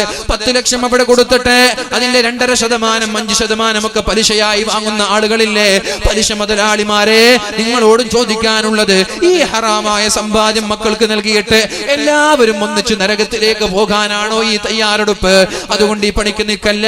ഹറാമായ ഒരു സമ്പാദ്യം പോലും നമ്മൾ ഉണ്ടാക്കരുത്. അല്ലാഹു നമ്മെ രക്ഷപ്പെടുത്തുമാറാവട്ടെ. ഏഴാമത്തെ കാര്യം അതാണ്, അല്ലാഹു എല്ലാവർക്കും വേണ്ട റിസ്ക് ഒക്കെ കണക്കാക്കി. വമാ മിൻ ദാബത്തിൻ ഫിൽ അർളി ഇല്ലാ അലല്ലാഹി റിസ്ഖുഹാ. പിന്നെ എന്തിനാ നിസ്കാരം ഒഴിവാക്കുന്നത്? നിസ്കരിച്ചിട്ട് അധ്വാനിച്ചാ പോരെ? സുന്നത്ത് നിസ്കരിച്ചിട്ട് അധ്വാനിച്ചാ പോരെ? രാവിലത്തെ തഹജ്ജുദ് കഴിഞ്ഞിട്ട് അധ്വാനിച്ചാ പോരെ? ദുഹാ നിസ്കരിച്ച് അധ്വാനിച്ചാ പോരെ? ദിവസവും ഒരു ജുസ് ഖുർആൻ ഓതിയിട്ട് അധ്വാനിച്ചാ പോരെ? ഖുർആനൊന്നും ഓതാത്ത ആര് കൈ അധ്വാനിക്കുന്നു? അല്ലാഹു നമ്മൾക്ക് ബോധം നൽകട്ടെ. എട്ടാമത്തെ കാര്യം, ഇന്നി റഅയ്തു കുല്ല വാഹിദിൻ മുഅ്തമിദൻ അലാ ശൈഇൻ മഖ്ലൂഖ്. എല്ലാവരും ഓരോ ആളുകളെ ഡിപ്പെൻഡ് ചെയ്യുന്നത് എനിക്ക് കാണാനിടയായി. ഓരോ ആളുകളെ ഡിപ്പെൻഡ് ചെയ്യും. ചില ആളുകൾ ദീനാറിനെയും ദിർഹമിനെയും ഡിപ്പെൻഡ് ചെയ്യും. പടച്ചോനെ ദുബായ് പോയാ, UAE പോയാ, ഖത്തർ പോയാ എല്ലാം പോയി. അങ്ങനൊന്നുമില്ല. ദുബായ് പോയാൽ വേറുണ്ടാവും, ഖത്തർ പോയാൽ വേറുണ്ടാവും. അള്ളാഹു നിലനിർത്തട്ടെ അല്ലേ. കേരളത്തിന് നന്നായി തീറ്റിച്ച നാടാണ് GCC രാഷ്ട്രങ്ങൾ. അള്ളാഹു അവിടുത്തെ നിഅമത്തൊക്കെ നിലനിർത്തി കൊടുക്കട്ടെ. അവിടേക്ക് എത്രയോ നമ്മൾ സ്നേഹിക്കുന്ന പ്രവാസികളായ ആളുകളുണ്ട്. അള്ളാഹു അവരുടെ ജോലിയും സമ്പാദ്യങ്ങളിലൊക്കെ അഭിവൃദ്ധി നൽകട്ടെ. എല്ലാ ആളുകളും ഓരോ ആളുകളെ ഡിപ്പെൻഡ് ചെയ്യുന്നത് കാണാനിടയെ. ആശ്രയിക്കാൻ ദീനാറിന്, ദിർഹമിന്, പൈസയെ, നോട്ടുകെട്ടുകളെ, അധികാരത്തെ, അതുപോലെ തന്നെ തന്റെ ജോലിയെ, തന്റെ ഫാക്ടറിയെ, തന്റെ ബിസിനസ്സിനെ, പിന്നെ തന്റെ ഇഷ്ടപ്പെടുന്ന ആളുകൾ, നേതാക്കന്മാർ, ഇങ്ങനെ എല്ലാവരും മറ്റൊരാളെ ആശ്രയിച്ചിട്ടാണ് ജീവിക്കുന്നത്. എനിക്ക് ഇന്നാലെന്നൊരു കാര്യം ചെയ്യണമെങ്കിൽ ഇന്നാളെ കാണണം, ഇന്നാലിന് പൈസ ഉണ്ടെങ്കിൽ എനിക്കത് ചെയ്യാം. അങ്ങനെയൊക്കെ ഓരോ മേഖലകളിൽ ഓരോ ആളുകളെ ആശ്രയിച്ച് ജീവിക്കുന്ന ആളുകളെ കാണുന്നില്ല. അപ്പൊ ഞാൻ അള്ളാഹുവിന്റെ പരിശുദ്ധ ഖുർആനിന്റെ ഒരു ആയത്തോർത്തു, അള്ളാഹുവിനെ പരമേൽപ്പിച്ചാൽ, അള്ളാഹുവിനെ ഡിപ്പെൻഡ് ചെയ്താൽ എല്ലാ മേഖലകളിലും അള്ളാഹു കൂടെയുണ്ടാകുമെന്നുള്ള ആയത്ത്. അള്ളാഹുവിനെ പരമേൽപ്പിച്ചാൽ ഏത് മേഖലകളിലും പുറത്തിറങ്ങുമ്പോൾ ബിസ്മില്ലാഹി തവക്കൽതു അലല്ലാഹ് ഹസ്ബുനല്ലാഹു വനിഅമൽ വകീൽ എന്നൊക്കെ പറഞ്ഞ് പുറത്തിറങ്ങിയ തിരിച്ചു വരുന്നത് വരെ അള്ളാഹു സംരക്ഷിക്കും. എന്നാൽ നിങ്ങൾ പോലീസുകാരോട് പറഞ്ഞു എനിക്ക് വധഭീഷണിയുണ്ട്, 2 പോലീസുകാർ വേണമെന്നൊക്കെ പറഞ്ഞു. അങ്ങനെ 2 പോലീസുകാർ മുമ്പിലും പിന്നിലും എസ്കോർട്ടായിട്ട് നടന്നു. അങ്ങനെ പോയിട്ട് നിങ്ങളിങ്ങനെ മറ്റിവിടെ പയ്യന്നൂരെത്തുമ്പോൾ അപ്പുറത്ത് നിന്ന് മാറുന്ന ഒരാൾ നിങ്ങളെ ഷൂട്ട് ചെയ്തു. ഈ അംഗബലം നിങ്ങളെ ഈ പ്രൊട്ടക്ഷനുള്ള ബ്ലാക്ക് കാറ്റിനോ നിങ്ങളെ പോലീസിനോ നിങ്ങൾക്ക് എന്തെങ്കിലും ഒരു സഹായം ചെയ്യാൻ പറ്റും. അതേപോലെ ഞാൻ പറയുന്നത്, ലോകത്തൊരാൾക്കും നമ്മെ സഹായിക്കാൻ കഴിയില്ല പടച്ചോനല്ലാതെ. നമ്മൾ പൂർണ്ണമായി പരമേൽപ്പിക്കേണ്ടത് റബ്ബിനെയാണ്. വണ്ടിയിൽ ഡ്രൈവ് ചെയ്യാൻ ആക്സിഡന്റ് പറ്റോ ഇല്ലേ, എങ്ങനെയാ നമ്മൾ തീരുമാനിക്കുക? നമ്മുടെ സുഹൃത്ത് അടുത്ത് ആക്സിഡന്റ് പറ്റി മരിക്കുകയുണ്ടായി, മുഫീദ് ഹുദവി, അല്ലാഹു മഗ്ഫിറത്തും റഹ്മത്തും നൽകട്ടെ. എല്ലാവരും പോലീസുകാരൊക്കെ പറയും വണ്ടി ഓട്ടുമ്പോൾ നിങ്ങൾ നിർബന്ധമായിട്ടും ഹെൽമെറ്റ് ധരിക്കണം, അത് സേഫ്റ്റിയാണ്. മുഫീദ് ഹുദവി ലോകത്തോട് വിട പറഞ്ഞു പോയത് ഹെൽമെറ്റ് ധരിച്ചത് കൊണ്ടാണ്. ധരിച്ചില്ലെങ്കിൽ ഒരു കുഴപ്പമുണ്ടാവില്ല. ഹെൽമെറ്റ് ധരിച്ചാൽ മരിക്കൂല എന്നല്ല നമ്മുടെയൊക്കെ ധാരണ. ഹെൽമെറ്റ് ധരിച്ചതുകൊണ്ടാണ് മരിച്ചത്. ഹെൽമെറ്റിലുള്ള ഗ്ലാസ് ഞരമ്പിലേക്ക് കയറി, ഞരമ്പ് പൊട്ടി, രക്തം മുഴുവനും മുഴുകി. മംഗലാപുരത്തുമ്പോൾ ബ്ലഡ് മുഴുവനും തീർന്നു. അങ്ങനെ മരിച്ചുപോയി. ബ്ലഡ് കയറ്റിയിട്ട് കയറുന്നില്ല. ഹെൽമെറ്റിലെ ഗ്ലാസ് ഞരമ്പിൽ പോയി, ഞരമ്പ് തട്ടി ഞരമ്പ് മുറിഞ്ഞതാണ്. അല്ലാഹു മഗ്ഫിറത്ത് നൽകട്ടെ. അപ്പോൾ നമ്മൾ ആരെ ഡിപ്പെൻഡ് ചെയ്യണം? നമ്മൾ ഡിപ്പെൻഡ് ചെയ്യേണ്ടത് പടച്ചോനെ. വണ്ടി ഡ്രൈവ് ചെയ്യാൻ നമ്മൾ ഉഷാറായിട്ട് ഡ്രൈവ് ചെയ്യാൻ, മാന്യമായിട്ടൊരു 60 സ്പീഡിലൊക്കെ ഡ്രൈവ് ചെയ്തു പോയാൽ അപകടം ഉണ്ടാവില്ല നിങ്ങൾക്ക് തോന്നുന്നുണ്ടോ? അപ്പുറത്ത് വന്നവൻ 120 വന്നിട്ട് അടിച്ച് തേച്ച് പോയാൽ പോരെ? ഇനി നിങ്ങൾ വണ്ടിയൊന്നും ഓട്ടുന്നില്ല, ആക്സിഡന്റ് കൂടാൻ ഞാൻ നടന്നു പോവാണെന്ന് വിചാരിക്കുക. പിന്നാലെ വന്നിട്ട് ഒരു വണ്ടി ഇടിച്ച് മരിച്ചു. എത്ര ആളുകൾ നടന്നു പോകുന്നവരിടിക്കുന്നുണ്ട്. ബസ് സ്റ്റാൻഡിലേക്കൊക്കെ കുത്തിക്കയറി. മിനിഞ്ഞാന്ന് വേദന മലപ്പുറത്ത് പോകുമ്പോൾ ഒരു MRA ബേക്കറിനുള്ളിലേക്ക് ഒരു സ്കോർപ്പിയോ ഇടിച്ച് ഉള്ളിലേക്ക് കയറിയിട്ടുണ്ട്. വീടിന്റെ മുകളിലേക്ക് വണ്ടി മാറിയാറില്ല. ഇപ്പൊ ഈ അടുത്ത് ചാലയിലല്ലേ നമ്മുടെ ടാങ്കർ ദുരന്തം ഉണ്ടായത്. അതൊക്കെ അവർ വണ്ടി യാത്ര ചെയ്തിട്ടാണ്. അപ്പൊ നടന്നു പോകുമ്പോൾ വണ്ടി ഇടിച്ചൂടെ? ഇനി നടന്നിട്ടും പോകുന്നില്ല, ഞാൻ വീട്ടിൽ തന്നെ നിൽക്കാന്ന് വിചാരിച്ചു. അങ്ങനെ വീട്ടിൽ നിൽക്കാന്ന് വിചാരിച്ചാൽ അപ്പോൾ അന്നൊരു ടാങ്കർ ദുരന്തം വരുന്നത്. ഇപ്പൊ ചുറ്റുഭാഗത്തുള്ള 100-300 വീടുകൾ കത്തിക്കയറിയാണ്. അപ്പൊ ഇതൊന്നും ആരെയും ഡിപ്പെൻഡ് ചെയ്ത് രക്ഷപ്പെടുന്ന വിഷയങ്ങളല്ല. ഇത് ഡിപ്പെൻഡ് ചെയ്ത് ആരെയാണ് രക്ഷപ്പെടാൻ നോക്കുക? ആരെ ഡിപ്പെൻഡ് ചെയ്തിട്ടാണ് രക്ഷപ്പെടാൻ നോക്കുക? അള്ളാഹുവിനെ ഡിപ്പെൻഡ് ചെയ്യുക. നിങ്ങൾ വീട് കെട്ടാൻ പടച്ചോനെ, എൻ്റെ പൈസ ഇല്ല, നാട്ടുകാരൊക്കെ സഹായിക്കും, നാട്ടുകാരല്ല ഡിപ്പെൻഡ് ചെയ്യുന്നത്, പടച്ചോനെയാണ്. അതേപോലെ തന്നെ നിങ്ങൾ മക്കളെ കല്യാണ സമയമായി, പള്ളി സെക്രട്ടറിയുടെ ഒപ്പ് വാങ്ങണം, സീല് വാങ്ങണം, പള്ളി സെക്രട്ടറി എല്ലാം ഡിപ്പെൻഡ് ചെയ്യേണ്ടത് പടച്ചോനെയാണ്. പടച്ചോനെ ബലമേൽപ്പിച്ച പുഷ്പം പോലെ അള്ളാഹു നടത്തി തരും. അള്ളാഹുവിനെ ബലമേൽപ്പിക്കാൻ നിങ്ങൾ തയ്യാറുണ്ടോ? സ്വഹാബാക്കൾ ചോദിച്ചു നബി തങ്ങളോട്, നബിയെ ഞങ്ങൾ ഒട്ടകത്തെ കെട്ടുമ്പോ ഒട്ടകത്തെ എങ്ങനെയാ തവക്കുൽ ചെയ്യേണ്ടത്? ഒട്ടകത്തെ കെട്ടിയിട്ട് തവക്കുൽ ചെയ്യണോ, അല്ല ഒട്ടകത്തെ കെട്ടാതെ തവക്കുൽ ചെയ്യണോ? വീടിൽ അവർക്കൊക്കെ വാഹനങ്ങളാണ് ഒട്ടകം. ആ ബിസ്മില്ലാഹി തവക്കൽതു അലല്ലാഹ് എന്ന് പറഞ്ഞ് മുറ്റത്ത് ഒട്ടകത്തെ നിർത്തി പോയിട്ട് ഉറങ്ങിയാൽ മതിയോ? അല്ല അവിടെയുള്ള ഏതെങ്കിലും പില്ലറിൽ കയറിൽ കൊണ്ട് കെട്ടണോ? അപ്പൊ നബി തങ്ങൾ പറഞ്ഞു കെട്ടിയിട്ട് ബിസ്മില്ലാഹി തവക്കൽതു അലല്ലാഹ് ചൊല്ല്. അപ്പൊ നിങ്ങൾ വിചാരിക്കും കെട്ടിയാ പിന്നെ എന്തിനായി തവക്കൽതു അലല്ലാഹ് ചൊല്ലേണ്ട ആവശ്യം? കെട്ടിയാൽ ഏതായാലും അവിടെ ഉണ്ടാവൂലേ? എന്നാ കെട്ടിയ എല്ലാ ഒട്ടകം അവിടെ ഉണ്ടാവാറുണ്ടോ? നിങ്ങൾ വീട്ടിൽ കെട്ടിവെച്ച മൃഗങ്ങളൊക്കെ അവിടെ ഉണ്ടാവാറുണ്ടോ? ആരും കടിച്ചു മാറ്റിക്കൂടെ? നിങ്ങളുടെ വീട്ടിൽ ലോക്ക് ചെയ്ത് വെച്ച വണ്ടി ആരെത്ര ആൾ അടിച്ചു മാറുന്നുണ്ട്, എത്ര വലിയ വലിയ വണ്ടിയൊക്കെ മോഷ്ടിച്ചു കൊണ്ടുപോകാറുണ്ട്, അത് ലോക്ക് ചെയ്യാഞ്ഞിട്ടാ അല്ല. പക്ഷെ നബി തങ്ങൾ പറഞ്ഞു, നിങ്ങൾ ചാവിയൊക്കെ അതിൽ വെച്ചിട്ട് തവക്കൽതു അലല്ലാഹ് പറയണ്ട. അഥവാ വണ്ടിയിൽ കയറിയിട്ട് 140 ഇങ്ങനെ ദോഷം മറിച്ചിടുന്നത് പോലെ അങ്ങോട്ടും ഇങ്ങോട്ടും പറപ്പിച്ചു പോയിട്ട് തവക്കൽതു അലല്ലാഹ് പറഞ്ഞാലൊന്നും രക്ഷപ്പെടാൻ കഴിയില്ല. നിങ്ങൾ ചാവി പൂട്ടിയിട്ട് സുരക്ഷിതമായ സ്ഥലത്ത് വെച്ചിട്ട് തവക്കൽതു അലല്ലാഹ് പറയും, എന്നാൽ അള്ളാഹുവിന്റെ സഹായം ഉണ്ടാകും. തവക്കൽതു അലല്ലാഹ് എന്ന് പറഞ്ഞ് വണ്ടിയിൽ കയറിയിട്ട് മാന്യമായി ഡ്രൈവ് ചെയ്യും, അള്ളാഹുവിന്റെ സഹായം ഉണ്ടാകും. അങ്ങനെയാണ്. അപ്പൊ ഈ ഒരു വാക്ക് ഏത് വിഷയം വന്നാലും അള്ളാഹുവിലേക്ക് ഭരമേൽപ്പിക്കണമെന്നുള്ള പരിശുദ്ധ ഖുർആനിന്റെ ആയത്ത് എന്നെ വല്ലാതെ സ്വാധീനിച്ചു. അന്നു മുതൽ ഞാൻ അള്ളാഹുവിനെയല്ലാതെ വേറെ ഒരാളെയും ഒരു വിഷയത്തിലും എന്ത് ചെയ്യാറില്ല, ആശ്രയിക്കാറില്ല. എന്ത് വിഷയം വന്നാലും ഞാൻ അള്ളാഹുവിനെ ഭരമേൽപ്പിക്കുന്നു. അദ്ദേഹത്തിന്റെ ജീവിതത്തിലുണ്ടായ ഒരു സംഭവമാണ്. ഹജ്ജിന് പോകാൻ അദ്ദേഹത്തിന്റെ കയ്യിൽ ക്യാഷില്ല, വീട്ടിൽ ചെലവിനും ക്യാഷില്ല, ഹജ്ജിന് പോകാൻ ആഗ്രഹമുണ്ട്. അങ്ങനെ ഇരിക്കെയാണ് മകളോട് പറഞ്ഞത്, എനിക്ക് ഹജ്ജിന് പോകണം. മകള് പറഞ്ഞു പോയിക്കോളൂ. വീട്ടുകാര് പറഞ്ഞു പോകാൻ പാടില്ല. എന്തേ? വീട്ടില് പൈസ ഇല്ല. നിങ്ങൾ 2-3 മാസം കഴിയും, ഹജ്ജിന് പോയിട്ട് വന്ന 2-3 മാസം കഴിയും, പിന്നെ ഇവിടെ 3 മാസത്തെ ചെലവാരാ നോക്കുക. അപ്പൊ ഒരു മകൾ പറഞ്ഞു ഉമ്മയോടും മറ്റുള്ള മക്കളോടൊക്കെ പറഞ്ഞു, ഉമ്മ ഉപ്പയല്ല ഭക്ഷണം തരുന്നത്, ഭക്ഷണം തരുന്നത് പടച്ചോനാണ്, ഉപ്പയല്ല. ഉപ്പ പോയിക്കോട്ടെ, ഉപ്പ ഇവിടെ ഉണ്ടെങ്കിൽ തന്നെ പടച്ചോന് ഭക്ഷണം വേണ്ടെന്ന് വിചാരിച്ചു നിങ്ങൾക്ക് ഭക്ഷണം കിട്ടോ? ഉപ്പ വീട്ടിലുണ്ട്, ഹജ്ജിനൊന്നും പോയില്ല, വീട്ടിലുണ്ട്, പടച്ചോൻ വിചാരിച്ചു നിങ്ങൾക്ക് ഭക്ഷണം വേണ്ട, ഭക്ഷണം കിട്ടോ? ഇല്ലല്ലോ. ഉപ്പ പോയിക്കോട്ടെ, അള്ളാഹു ഭക്ഷണം തരും. തവക്കുൽ അങ്ങോട്ട് പോയി. 3 ദിവസം കഴിയുമ്പോൾ പട്ടിണിയായി, ഭക്ഷണമില്ല, വീട്ടുകാരൊക്കെ പട്ടിണിയായി. ഉമ്മയും മക്കളൊക്കെ ഈ ചെറിയ മോളെ ചീത്ത പറയാൻ തുടങ്ങി. അപ്പോൾ ഉണ്ട് ഡോറിൽ വന്നിട്ട് ഒരാൾ മുട്ടാണ്. തുറന്നു നോക്കുമ്പോൾ ഒരു പട്ടാളക്കാരൻ വെള്ളം ഉണ്ടോ എന്ന് ചോദിച്ചു. വെള്ളം കൊടുത്തു, നല്ല വെള്ളം. മൻസൂർ രാജാവ് വേട്ടയാടാൻ വേണ്ടി പോയതാണ്, വഴി തെറ്റി ഇവിടെ എത്തിയതാണ്. മൻസൂർ രാജാവ് വന്നു, കൂടെയുള്ള പട്ടാളക്കാരൊക്കെ വന്നു, നന്നായിട്ട് എല്ലാവരും വെള്ളം കുടിച്ചു. ആരെ വീടാണ് ചോദിച്ചു. ഹാത്തിമുൽ അസ്സമിന്റെ വീടാണ്. മാഷാ അല്ലാഹ്, ഹാത്തിമുൽ അസ്സമിന്റെ വീടോ? ഒരു പണ്ഡിതന്റെ വീട്ടിൽ, ഒരു സൂഫി വര്യന്റെ വീട്ടിൽ വെച്ച് വെള്ളം കുടിക്കാൻ ഭാഗ്യം കിട്ടില്ലോ എന്ന് പറഞ്ഞ് കയ്യിലുണ്ടായ സ്വർണ്ണ നാണയങ്ങളൊക്കെ കൊടുത്തു. പട്ടാളക്കാരും കൊടുത്തു. അവര് തിരിച്ചുപോയി. സെക്കൻഡ് കൊണ്ട് ആ നാട്ടിലെ ഏറ്റവും വലിയ മുതലാളിയായിട്ട് ആ വീട്ടുകാർ മാറി. ഹജ്ജിന് പോകാൻ മൂപ്പര കയ്യിൽ പൈസ ഇല്ല. മൂപ്പര ഹജ്ജിന് പോയി തവക്കൽതു അലല്ലാഹ് പോലാണ് പോയി. ഹജ്ജിന് പോകുന്ന വഴിയിൽ ചെലവിന് പൈസ ഒന്നുമില്ല, 2-3 മാസമൊക്കെ ആവടുത്താൻ. അങ്ങനെ ഒരു സംഘത്തെ കണ്ടു, സംഘത്തിന്റെ പിന്നാലെ പോയി. അങ്ങനെ ഇരിക്കുകയാണ് സംഘത്തലവന് എന്തോ ഒരു വിഷമുള്ളൊരു വസ്തു കടിച്ചു. അബോധാവസ്ഥയിലായി. ഡോക്ടർമാരും വൈദ്യന്മാരൊക്കെ കൊണ്ടുവന്നു, ശിഫയില്ല. അപ്പൊ അങ്ങനെയാണ് കൂട്ടത്തിൽ പറഞ്ഞു, നമ്മുടെ പിന്നാലെ ഒരാൾ വരുന്നുണ്ട്, അയാൾ സൂഫി വര്യനാണ്, ഉപ്പരെ കൊണ്ടൊന്ന് മന്ത്രിച്ചു നോക്കാം. ഉപ്പര് മന്ത്രിച്ചു, സുഖായി.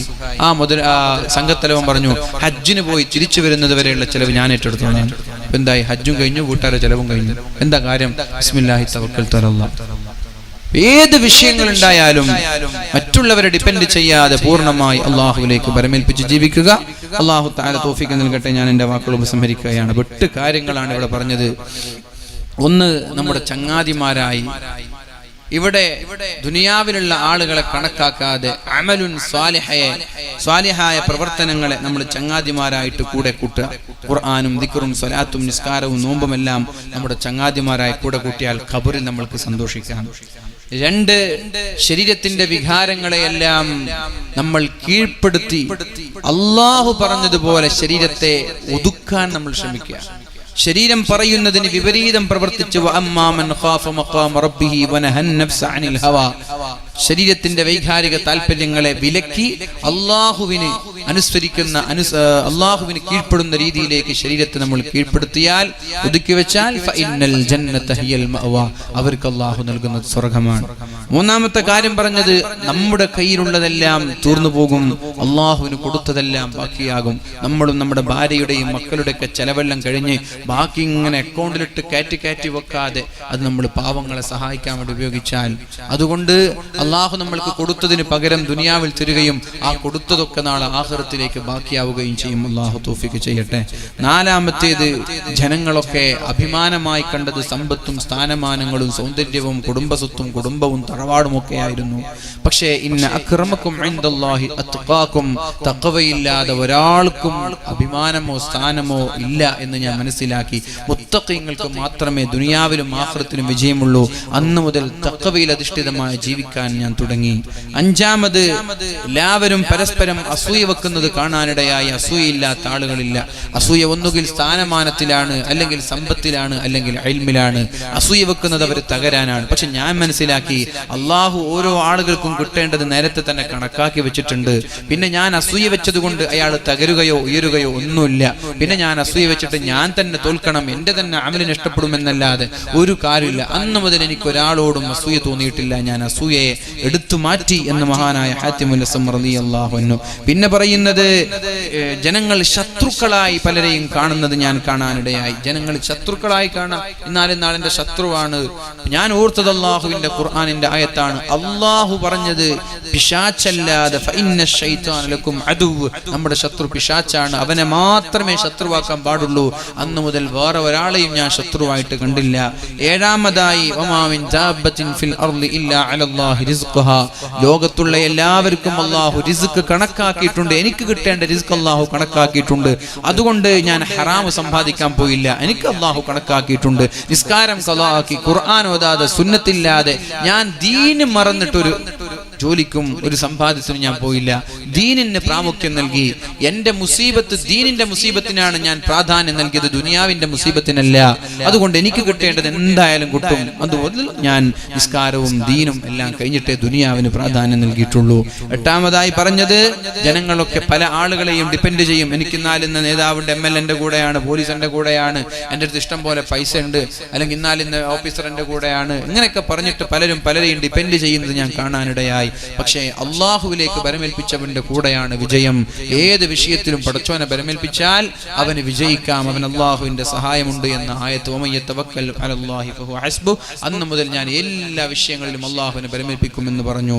ഈ 8 വിഷയങ്ങൾ ജീവിതത്തിലെ വിജയമന്ത്രങ്ങളാണ്. ഇത് കൊണ്ട് നടക്കുന്ന ആളുകൾ ദുനിയാവിലെയും ആഖിറത്തിലെയും വിജയികളായിരിക്കും. അള്ളാഹു അവരിൽ നിന്ന് ഉൾപ്പെടുത്തട്ടെ എന്ന് ദുആ ചെയ്ത് ഞാൻ എൻ്റെ വാക്കുകൾ ഉപസംഹരിക്കുന്നു. അസ്സലാമു അലൈക്കും വറഹ്മത്തുള്ളാഹി വബറകാതുഹു.